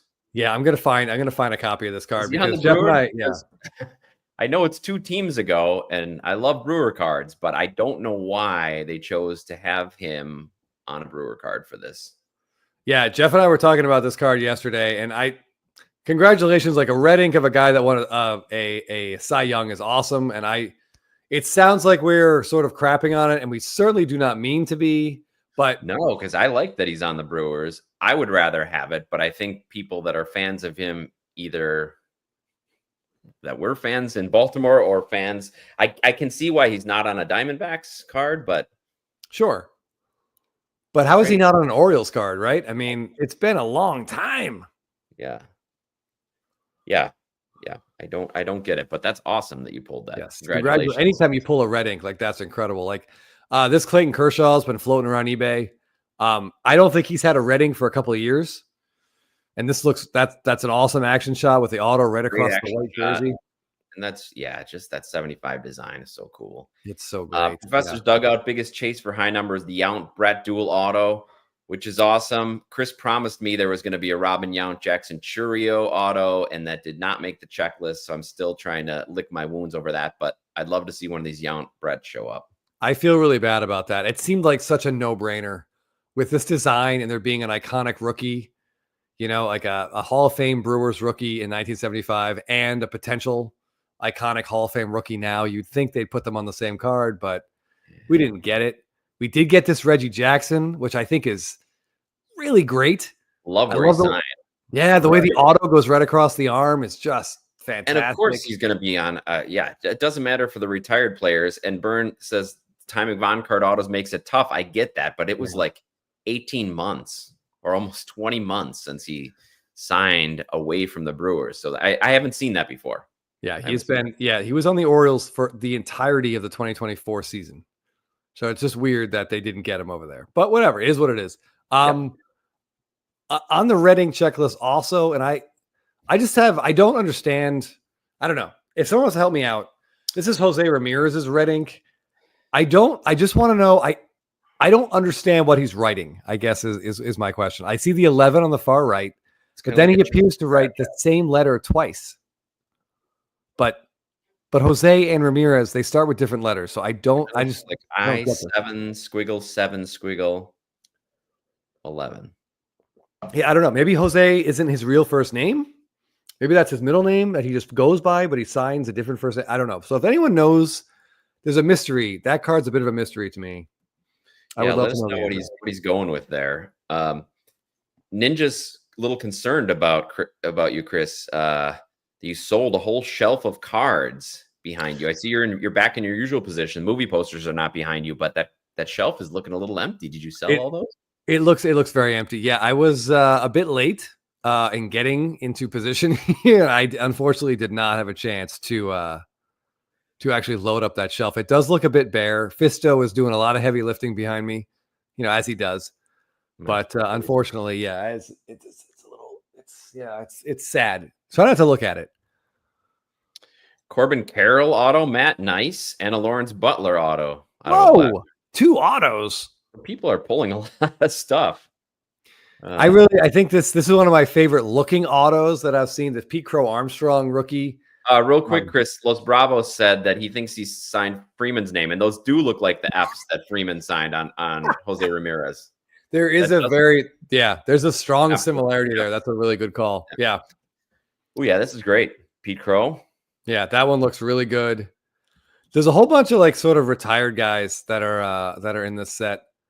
Hold on, I just want to see what else shows up here. Does Jose wear number 11? Yes. Or there's quotation marks at the end. No, he does wear number 11, so that's where that part comes from. Okay. But let me pull one of these up. This Joey, card. hey, look at all these pulls. Jeez, Heritage rocks. Yesterday from the new high numbered hobby box, I pulled the Real One Auto Blue Jackson Holiday. Wow. Congrats on all these great pulls. Yeah. Some of these cards, these do look really great. This Jared Jones, I think Topps maybe is paying a little bit more attention to what part of the image the auto is going to go on and trying to get a light color there, Jeff. That's smart. That's very smart. Yeah, we got to give him some credit for that. You're right. Almost all of them look like that's the case. Yeah, this Jared Jones is really, really cool. I like this card a lot. It stinks that we might not see him until July, from what I understand. Saying earlier in the chat that his red ink went for 130 or something. Is that right? And so you still wouldn't get return on your hobby box purchase for getting one of the. I mean, yes, he's injured now, but getting one of the better rookies out of there. Yeah, I mean, unfortunately, I think you and I both know that even a big rookie auto does not pay for the hobby box. I pulled my back out. What? Yeah, these are 75 design is great. And the colors are so bright and the red inks really do kind of pop. I haven't seen a Skeens pop up yet, Jeff. I was trying to kind of scroll eBay and see if there was and see if I could just grab one to kind of show what it looks like. But I don't see one yet. Chrome cards at Heritage look amazing in video. Curious how they look in hand. What would you say to that, Chris? About they look really good. They look great. I do have to say they shine up real nice. The refractors, at least. Yeah. As it were. Okay, so this is up just now. How about this? Let's take a look at this. Share right here. Yeah, so here we go. There's a red ink Cheerio. It's a pretty cool looking shot. With the glasses with the reflection running. So is this a new post? Is this up? This is up. This is up for bid. Up for bid. So what's it at? It's at $400. Yeah. Pretty quick. Is it a week long? Oh man, I don't know. I don't know. I can't see. It doesn't say. When does it end? Oh, it ends in 4 days. 4 days. All right. I'll keep an eye on it. It also has the classic 1975 top centering. I think they're heavy. They're heavy left to right or right to left on purpose. I'm starting to believe it has to be. They can't center these, or they're trying not to. Maybe no. They didn't in 1975, and they're sure as hell not going to do it now. Yeah. Man. Yeah. I wonder what that's going to end at. Yeah. Is the Skeens image variation from the Pirates of the Caribbean? Yeah, I saw that picture of that one. He's got some kind of bandana on there under his hat. He looks pretty angry. Yeah, he's definitely kind of like mean mugging a little bit. Is the phrase I saw going around? Like Mean mugging. Oh, that's like Yeah. a very honest thing to do. Okay. Yep, for sure. But yeah, some of these golds actually. Hold on, this is kind of interesting. Here we go. Let's get this up. So we talked about that Corbin Burns auto. This is the Corbin Burns regular, base card, but the gold diffractor version. So Ooh. they must have printed. They had to have printed those autos very early. Yeah, I mean, very early, like a year early. Yes, because that's cool. He's wearing that. Must be the City Connect or some alternate. It looks jersey. like the City Connect. Yeah.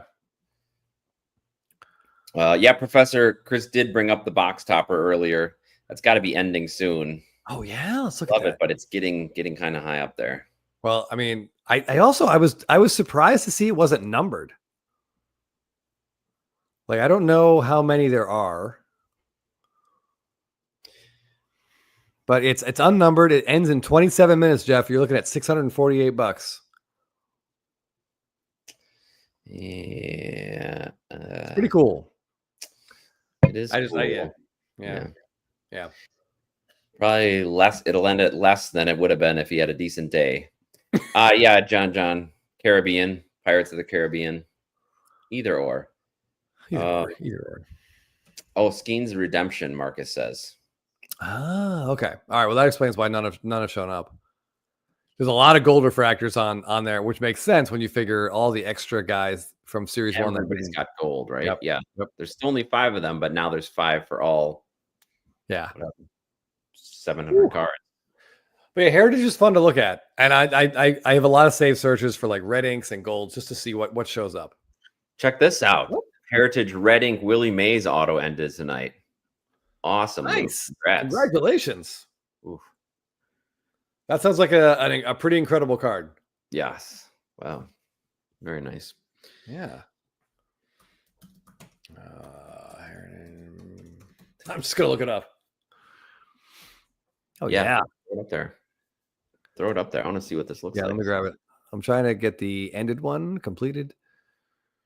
Oh yeah. Oh my God. This was the 53 design, right? Very, very cool. There it is. Oh man. I don't. Oh, sorry. I'm gonna get the price out of there. Yeah, that's just a really cool card. That's fantastic. Awesome. Wow. Congrats.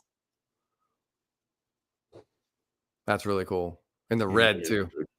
Out of 53. Wow. Yeah. Yeah, congratulations. That's great. Let's go ahead and any reason not to buy a grail right now? I guess it depends what your grail might be. There's some players that are very hot, very frothy markets. I don't know. What's your grail? What's your grail, Blacksmith? Let's be real specific here. By the way, extra points. Jeff using the word frothy is just that puts a smile on my face. Yeah. I like that word. And it can be used in so many different contexts. I guess he's talking about the Julio Ichiro, perhaps. Oh, yeah, that's a cool card. Pass. Yeah, that's a really, really cool card. Yeah. Yeah, I mean, in terms of like possible value, like right now, if you believe Julio Rodriguez is about to embark on some sort of revenge season, then go get it. Yeah, we've talked a lot about him on Spitballing because he's had those 2 amazing years followed by a subpar year. So now could be a good buying time. Dynasty. Yeah. It could be. But I mean, I don't know. That ballpark is so bad, especially for right-handed hitters. It's hard to... I don't know. It's hard. I mean, maybe he could have an amazing season and every ball he hits just gets caught. I mean, it's hard to, I don't know. I don't know about Julio Rodriguez. I worry about anyone who plays all their games in that ballpark, if I'm being completely honest. But he's so young and has been so good. M. Parsons, it is opening day. We have to break out some special features. Yeah, Jabroni, this is a very real concern for a lot of people that stay in the modern market. Vintage cards, they, in my opinion, they aren't rare and you can always find one. Does that make them lose the desire to want one? And obviously there are some cards that are easier to find than other cards, but yes, that's why condition, plays a role, whether it's graded or eye appeal, how it looks when it presents. So vintage collectors have a lot of different things that they look at than most modern collectors. Yeah, there are a lot of copies of that initial original card that exist, but how many are centered? You know, how many haven't been altered? How many don't have wax stains or tape marks or pinholes? The vintage market is something Jeff and I we've sort of briefly scratched the surface on. I mean, how many of those Willie Mays cards have certified autos from Willie Mays? So yeah, I don't know. John's looking to make a deal. Is the guy he messaged on eBay about Michael Harris II Black Refractor on here tonight? If you are, reach back out to John. Sounds like he wants to make a deal. Yeah, I think Royale Benjamin has 2 of those. So one, it could have been him. I don't know. I don't want to encourage if he's selling or not selling. I don't know. Maybe it's him. Yeah, Ninja Squirrel, I think you're right. But he's going to be there for a while. And his WAR should be okay because his defense is great, but goddamn. And the OPS plus numbers should help because they get the ballpark correcting factor. But yeah, his raw numbers are a little tough. Maybe steal some bases. We are not on Veriswap. Blacksmith. I know our friend Scotty B is, and he just made a couple deals on there. That's one platform we haven't really explored yet. Yeah, we will possibly get there. We'll see. Yes, I don't know what the heck is going. This has been an issue for years. It doesn't seem like that would be hard. Like, no. Why is this not getting done? Baltimore's changes their outfield fences every offseason, Jeff. Yes, every offseason. The Dodgers, I was down at Dodger Stadium, they dig the whole thing up. Everything was dug up. There's plenty of time for them to do that every offseason. I don't know if they just want to make it a haven for pitchers, make their pitchers happy. Yeah, I don't know. But if you're drafting in fantasy, you want Seattle pitchers for sure, more than Seattle hitters. But yeah, you would think I don't know. That's a team that did nothing all offseason. They just missed the playoffs by like a game or two. They did nothing until they just recently. Thankfully they did extend Cal Raleigh. That was good to see. I like to see any team keep their nucleus together, which is fun. We are not on Veriswap. Jay Skrilla with an interesting question, Jeff. What do you think here? I'm going to take for modern era PSA 9 to increase in value. 9 selling for near raw prices is crazy. In some cases, that has started to adjust a little bit, started to swing back a little bit in the other direction where 9s are being a little more valued. And especially since PSA is getting tougher, it's getting tougher to get 10s. So people are placing more of a premium on 9s than they were. So I feel like it's heading that way, but there's just something about getting a PSA 10 and a raw and that possibility that you could send that raw in, even though if it's not 10 worthy, it probably has already been cracked out or taken out of somebody's grading pile already. What did Jay Marble ask there, Jeff? Oh, is anyone hurt yet on Chris's fantasy team? Well, funny you should ask. I brought this up real quick. This is my pitching staff against Jeff in this quote unquote opening week of fantasy, which is really just a long weekend.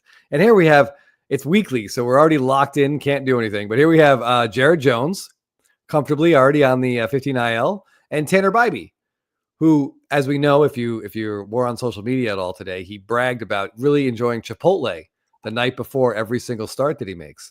And today was unable to pitch because of gastroenteritis. So not exactly a ringing endorsement of Chipotle. No, nor is it even remotely surprising. In fairness, I also have Shane McClanahan locked into my lineup for this matchup against Chris. So it's kind of going to be a battle of attrition. It is. And if you notice over here on the right, we use strikeout to walk as a category. And if you look down here, you'll see Clay Holmes really didn't help me out much with his 4 walks and 4 Ks against Houston. Oh, yeah, he did not. Not ideal. But yeah, we'll let you guys know next week who won this epic clash. Yeah, I've got Logan Gilbert. I see somebody said he took 111 mile an hour ball to the butt. Well, I'm glad I hit him there. And then still threw out Lawrence Butler at first. Wow, that's a lot of butt activity in one play. I hope it's not a long-term butt issue. John Judd said that's why Chipotle stock tanked today.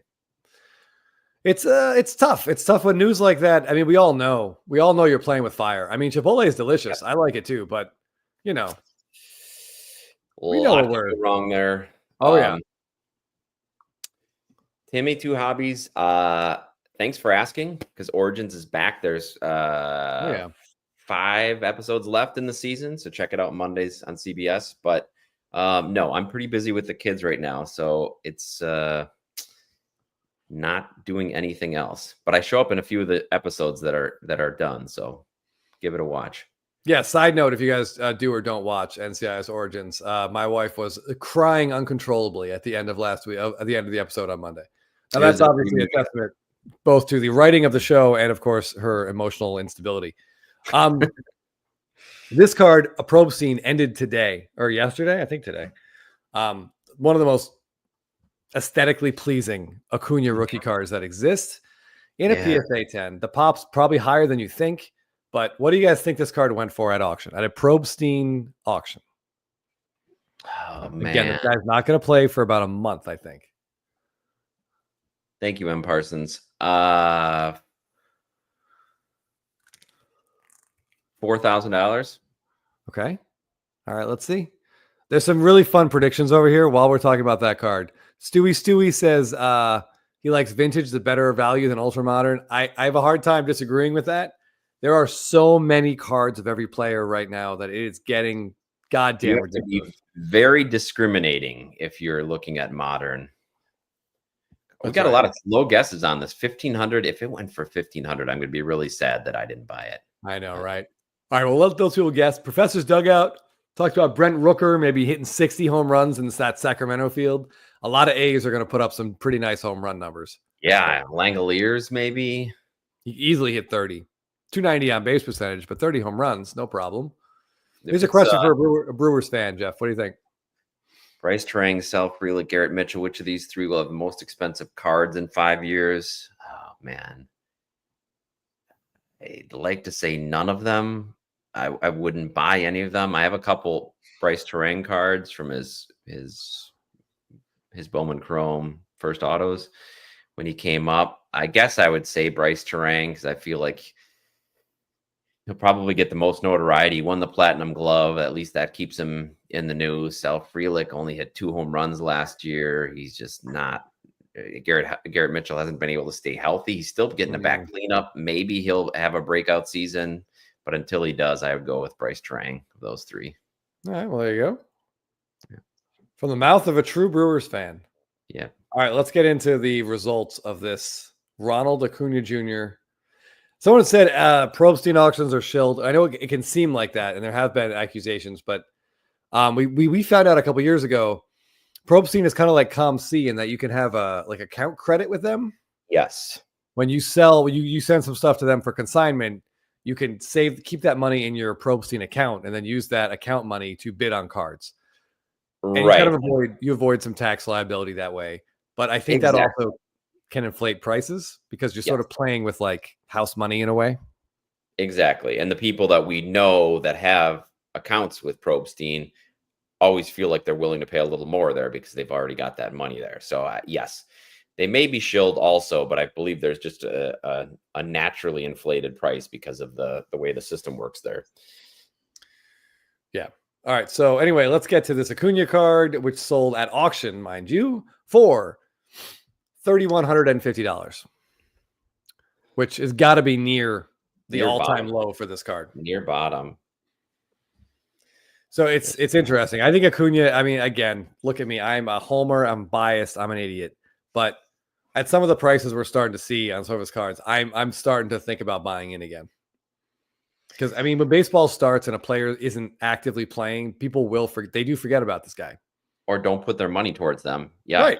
Which I totally understand. I mean, it's super risky at this point. And yeah, Jabroni, you're right. This card absolutely in a PSA 10 was near 7K. Yeah. It's a beautiful card, but it's not like, or possibly not. You know, maybe the other option would be to not buy. Not put any money into Acuna, which again, I think is also a completely understandable point of view. Shelly, if we could, if you could use your moderation skills to possibly just boot someone from the chat, that'd be great. But anyway, it's a beautiful card. And if you believe in Acuna and you have this kind of money to spend on a card. Yeah. Yeah. It's like thinking Matt Olson will be MVP, apparently. Well, You know, you can't shit on Matt Olson and misspell his name at the same time. He looked great today. Base hit, couple of walks. You know, he's controlling the strike zone. Yeah, and I did see somebody say that Soto had 2 walks, so a hit and then 2 walks. Very Soto day. Got on base 3 times. Yeah, this is actually really funny. You never know who's watching, or you do. Literally in real time, shot down completely. That sound you hear is my credit card going through the shredder in the living room. Oh, wow. All right. That is a little bit rough. A little bit rough for Matt Olson. He's a good baseball player. He is. Or Matt Olson. Oh, I like those Bravos. 10 months of buying Acuna. I don't know. I have fantasies about what the last 4 months of the season are going to be like, and I don't know how realistic they are. Well, like most of your fantasies, probably not very, right? Yeah, most likely, yeah. I mean, if and when the Braves get to the playoffs, which I'm pretty sure they will, he could be back in the national spotlight. So he might not have gaudy numbers for a season, but man, if he puts together a great postseason. Yeah, he's not going to win the NL MVP this year. Like, he's not. I think they're going to be a little bit more patient with him than they were in 2022 when I think they rushed him back to get him in the lineup. I don't think we'll see him until May. I expect the power to be there, but maybe not the stolen bases, not the crazy base running aggression we're used to seeing. But he's going to be an impact player. I don't think they'll promote him and put him in the lineup until they're 100% sure that he's ready to go. Yeah. But I did want to say, John said Matt Olson looked slow while he was running. Yes, there's a lot of talk about him being slow in the chat. Yeah, that's not rust. That is Matt Olson running, and that's the speed it's always been, and it's not going to get any faster. Yeah, I see that as well. Jay Marble, this is absolutely where we are. Yes, the talent is unquestioned. Yep. Yeah, but I mean, at this point, like, we already know we can't. So I don't know. I mean, when I look at this card for $3,000, my initial thought was, oh my God, someone stole this. But then did they? Like, I don't know. We won't know for 5 years, essentially. I mean, a few years ago, we thought he was definitely a Hall of Famer, and he can still get there, but he's lost a lot of chunks of seasons. So, yeah, you really want to watch my emotions run a gamut here? I mean, he's basically played 2 full seasons. Yeah. Between COVID and his 2 knee injuries, he's played 2 full seasons, and it's brutal to think of it, to look at it that way. One of them was one of the most incredible seasons we've ever seen, but it's just been one of them. So I don't know. I don't know where we go. We just have to kind of just hold our breath, gird up our loins, and expect the best or hope for the best. I mean, I certainly don't think if you're a fan of him and watching him play that it's bad to have some cards. Yeah, I do. I know Chris does. Whether or not it's smart to be actively buying now, I don't know. Yeah, no, I love this guy. I told my wife that if he suffers any kind of further injury later in the season, that I will suffer some sort of psychiatric break. Like, I will probably need medical attention. And she laughed, but then stopped laughing, and really, I could see in her face she's concerned. I thought you were going to go another way with that. I thought you were going to say that you'd be willing to donate any body parts he needs. Oh, for sure. Oh my God. Yeah. If he needed like a kidney or something, I'm there. I'm on the donor list immediately without hesitation. Yeah. Check that match. Yeah. We'll check for a match, but I can't imagine that any organ I have would be helpful to him in any way. Let's just leave it at that. I don't think we need to. Yeah, probably true. Let's not dig into that any further. Yeah. But anyway. All right, we've been going for about 2 hours. There's more baseball games to watch. I need some food, Jeff. Bat Down's a great card, but it's not that rare. Yes, so I certainly don't begrudge you for looking for one, but don't pay too much. Yeah, I think the Bat Down is very similar to the Trout Update rookie. Obviously, the Trout Update rookie is more iconic and it has a lot more weight behind it because of Trout. But both those cards are way more plentiful than you think they are. Yeah. And they're going to be easier to find than you think they are. Yeah. Definitely, I learned that the hard way with the Bat Down, for sure. Yeah. Yeah. Very true. It is a cool card. I love looking at it. But I think as time goes by, even if he continues, let's say he comes back and he's superhuman, Jeff, and he begins or re-establishes a Hall of Fame trajectory, that's not going to be the card that goes like nuclear price wise. Exactly. It won't be Exactly. that way. It would take it. And the only exception that we've seen so far to this for several reasons is Otani. It's just crazy. Yes, he still has a tier of cards that see the most gains, but even some that are more plentiful than usually you'd like to invest in or buy are still seeing crazy gains. And I think that's just because his demand is so crazy off the charts and his talent. So it's hard to know what's going to happen with Otani. But yes, as we've seen in most normal human ball players markets, the rarer cards and the scarcer cards are the ones that are going to get that. Yeah, bump. absolutely. And like Acuna also has another country, but unfortunately the Venezuelan card market is nowhere near what the Japanese card market is. Yeah, it's not the same buying interest, I think. And Otani's worldwide. Yeah, Los Bravos was a great point here. I mean, we don't buy cards of players we don't like. No, we really don't. I mean, even if there's players we don't like everybody, but if they're we probably should, Jeff. There are players we don't like that we don't really have cards of, and that's most likely a mistake. I don't know. Well, given the fact that I saw what happened to Mookie and Churio this offseason after buying Strider and Cole last offseason, yeah, I'm thinking maybe you're right. To find some players I don't like and buy their cards. I think random esports 1323 really has he's got the hobby on lockdown. He already solved the riddle that we're all trying to hack. Yeah. Yeah. Except the problem is now to buy any Otani of any substance, you have to sell a lot of Olsen and Acuna. It's tough. It's tough because you can have really good cards of those guys or not so good cards of Otani. Yes. What is that comment, Jeff? Who is it?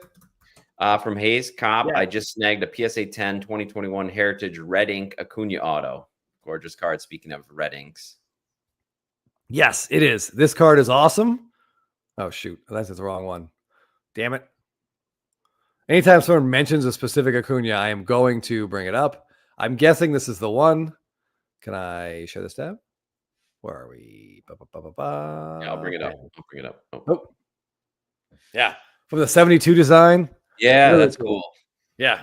Stadium in the back. Nice. With the red the red design really makes the red ink kind of pop out. Yeah, that's an awesome card. Congrats. I don't know if this is the exact one you bought or not, but beautiful card. Congratulations. On his jersey. Yeah, that's great.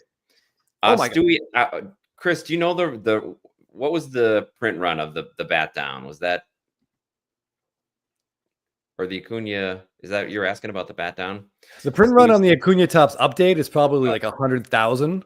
The bat down, I think the estimates are around like 3K. Recount, yeah. It's more or less an SP, which is about that number, but it might be a little bit higher than that. I think the PSA. That's a great. You know what? Since we're talking about it, it's silly not to. A Plumberman says there was a Soderstrom home run. I think our cards ticked up. Jeff, our cards, our net worth just ticked up, buddy. Yeah. I don't know if just our cards. Jay Marble says Sapphire bat down too. No, I think that's different. Although maybe I'm biased because I do have one and I've held on to it, but the population of that is much lower than the regular bat down. So I think the value of that is way off its highs as well, but I don't think it's quite as plentiful. Definitely not as plentiful. The bat down, the Sapphire bat down for sure. And Topps Holiday bat down, there's even more of those. So I would. Okay, currently, the bat down, the PSA pop on it is total about 2,500 graded. 2,500 graded. And 712 PSA 10s. And now a couple notes on that are one, many of this card are mislabeled as not that they don't say bat down. Good point. So I would say it's probably closer to like 2,700 total graded, which means 3,000 is too low. So let's say it's closer to 4,000 or 5,000. At least 4,000. Yeah, because some were still being graded by BGS then too, Chris. So yes, that's a great point. Yeah, I bet if you look up BGS and SGC, there's probably going to be a decent number graded over there. Maybe another 500 or 1,000. So yeah, I would say it starts at 4K. But I mean, yeah, it's cool, but there's just no way. I don't know what he could do. Like, I would just wait that card out. It's a great card, but I would not. That's not one I'd rush to buy. I think as time goes by, it's only going to trickle down. Yeah. Agreed. Wow. Yeah, Soderstrom with a home run. How about that? Man. Yeah, Battery's got his in SGC. Plenty Yeah, of there them you go. available too. So yeah, maybe we're looking 4 to 5,000 probably. All right. Before we go, Jeff, I do want to I want to talk about I just want to talk about the Sapphire card as well because it's awesome. You have one. I had one very briefly. Yeah, Damn it. smartly. Well, let's not say smartly. Shoot. It's one of those things too that like the PSA website just won't find it. Yeah. Yeah, I like the Sapphire. So I was considering selling it. I was like 50-50 selling it before last season, coming off his big year, and I decided to hold it and quickly found out that was a bad move. Well, yeah, because I think we all expected it to really shoot up, during that MVP year, but he's going to get another season. He's going to get another season, then people believe in him, and it just didn't happen. Then he got hurt. Yeah. So the Sapphire Bat Down is an absolutely, like, I would say the two cards that we see compared when we talk about Acuna cards, the two cards we see compared a lot are the white jersey vertical batting that we showed a few minutes ago, Jeff, and the Sapphire Bat Down. Yeah, I agree. They sort of show up. Print runs pretty similar. The pop counts are pretty similar. So the Sapphire's got 182 total graded and 120 PSA 10s. So it's less than the paper bat down, but that's still a pretty decent amount. That's a lot. 120 is a bunch. Yeah. But if you could afford one, that's probably the card of his that I think. I wonder what those are going for now. I've been scared to look for the last year, so I have not looked there. But that's a legitimate concern for sure. Let's take it. We'll take a quick look. But I think long term, I like that card. That might be the Acuna that you're holding on to one. I think that might be the one that I hold on to. Yeah, for now I'm holding on to it for sure. Because even that Topps Update SSP, it looks great, but then he has another SSP and it just clouds everything. All right, so the last sale of the Sapphire and a PSA 10 was February 19th, and I am shocked by this, $3,200. Was it really? That's more than I thought. Me too. All right, that's gives me some hope. Yeah. Oh, hey, and here's congrats. Speaking of good news, Brent Gordon's Sapphire crossed it over from BGS 9.5 and gemmed. So there goes that pop update. Oh, there we go. All right. Yeah. Hold on. Let me get there we go. Okay. All right. Well, that makes me feel a little bit better. Yeah. I mean, Acuna's market is strong. We saw in February, I think it was in February, his Bowman Chrome Gold prospect auto, the first Bowman Chrome auto gold in a BGS 9.5 sold for almost the exact same price it sold for during his MVP year in 2023. Which is great. That tells you two things, though. Okay. One, his cards didn't go up very much during his MVP season. And two, it didn't go down when he got hurt very much. So everybody wanted to see that second big year out of him. Yeah, he's still also just a beloved player. Like, people just love the guy. And honestly, I appreciate all you guys out there. If anyone out here is on Instagram and you're one of the approximately 30 people who sent me his underwear commercial that was going around Instagram, I appreciate that. Thank you. I've seen it a lot. I don't need to see it anymore. I'm sure I'll continue buying new underwear as we speak. Yeah. I mean, I did go underwear shopping, but sometimes advertising does work. But I think he's just one of those guys. Like, I think he has more energy behind him. This thing's just fun. He's just more fun to watch than a Juan Soto. Well, and baseball's better when he's out there. Absolutely. Say that about Tatis. Yeah. Real quick, John, this is a great point. Yes, sometimes a card can be too rare, hard to explain. Yes, and that's something that SSP collectors deal with too. Is a card worth this much when I've got to explain why it's so rare that there's only 5 copies of these out there? So that's a legitimate concern. Absolutely. Yeah, you don't ever want to feel like you're like a used car salesman trying to explain to someone why the card you're selling is important. Like, they either know it or they don't. And sometimes a card can be too rare for its own good in that regard. Yeah. Oh, that's not bad. No, not bad, but not bad. Yeah. Not for me. No. All right, everybody. Thanks for joining us. As Chris alluded to, next Thursday, I believe, is SSP Thursday, the first Thursday of the month. We've seen some great preview cards from some people already posting. So yes, that'll be exciting to see. Yeah. I want to hit this question. I know we're at the end, Jeff, and but Blacksmith breaks with a really interesting question here. What's the sweet spot? Is it around 50? I would say that, I think the golds, for example, that's a perfect number that you use. The Chrome Golds out of 50, everyone immediately recognizes what those are. And it's one of those things that also bugs Jeff and I, that there's so many variations of the Golds now that it sort of clouds that picture even a little bit. Yeah. Yeah, I would say so. I mean, there's going to be exceptions when you have guys like Ohtani. When you look at, say, his blues, his either Topps Chrome Blue autos or Bowman Chrome Blue autos. There's 150 of each of those, but they're still sought after. So I think that the demand for a particular player, a particular set also plays a role. But yeah, I would say that's a good number. Keeping it under triple digits is always nice. Yeah. And plus, unfortunately, because they're gold, they're just a little bit special. John here mentions this Acuna Riley dual auto out of Heritage. And yeah, I don't think the grade really matters much on those Heritage duels. If I had one that was a little dinged up, you just get it authenticated and call it a day. They're numbered out of 25. They've been handled by 2, athletes, either former athletes or current athletes, plus at least a handful of Topps representatives. So, or they look good in a one touch too. They look absolutely. Good so. Yeah, there aren't going to be that many cards. Well, actually, after the next 10 years, Riley and Acuna might have. They might. Yeah, they might. But yeah, the condition wouldn't bother me on those. Oh, thanks, guys. No, we got to get going. Chris probably has to go eat some diet chicken chunks this week. It's ribs today, Jeff. This is our first official cheat day in the house in the month of March. My wife made some ribs. They are delicious. A couple of bits have fallen out of my teeth while we're talking, but I have some left over. I'm really excited to go back and eat more of. So everybody be glad you didn't have Chris open your boxes. Otherwise, you'd have sweat and rib juice on there. Oh, yeah, Make absolutely. Sure you send us your address if you. Oh, yeah, the 3 winners. Yes, please. I wrote them down, but I don't see the paper. Cardboard Showcase was one. Colorado.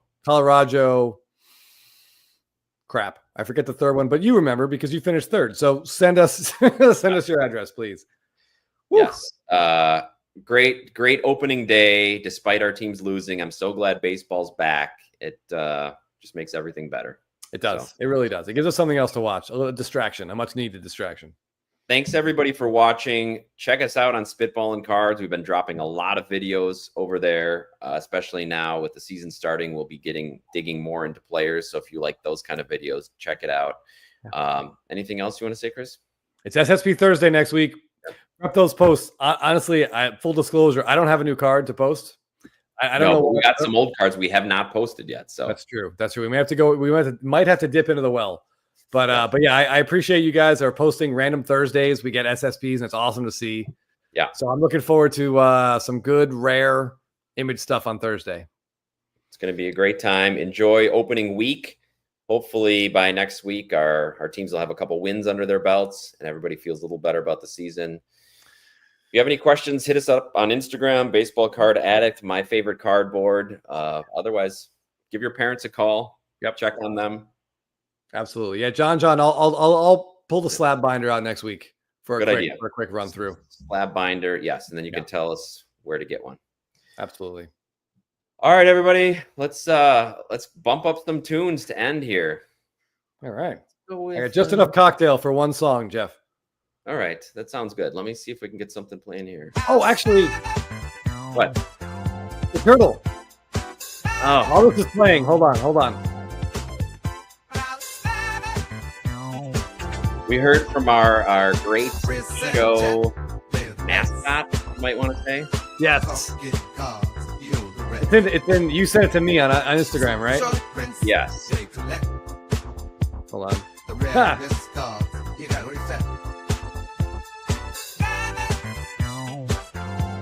Oh boy. Man, I can't find it. All right, we might have to do it next week. Yeah, we'll do it next week. We have an update on Chunk. We'll check on Chunk the Turtle next week. And until then, happy opening week. All right. Sounds good, everybody.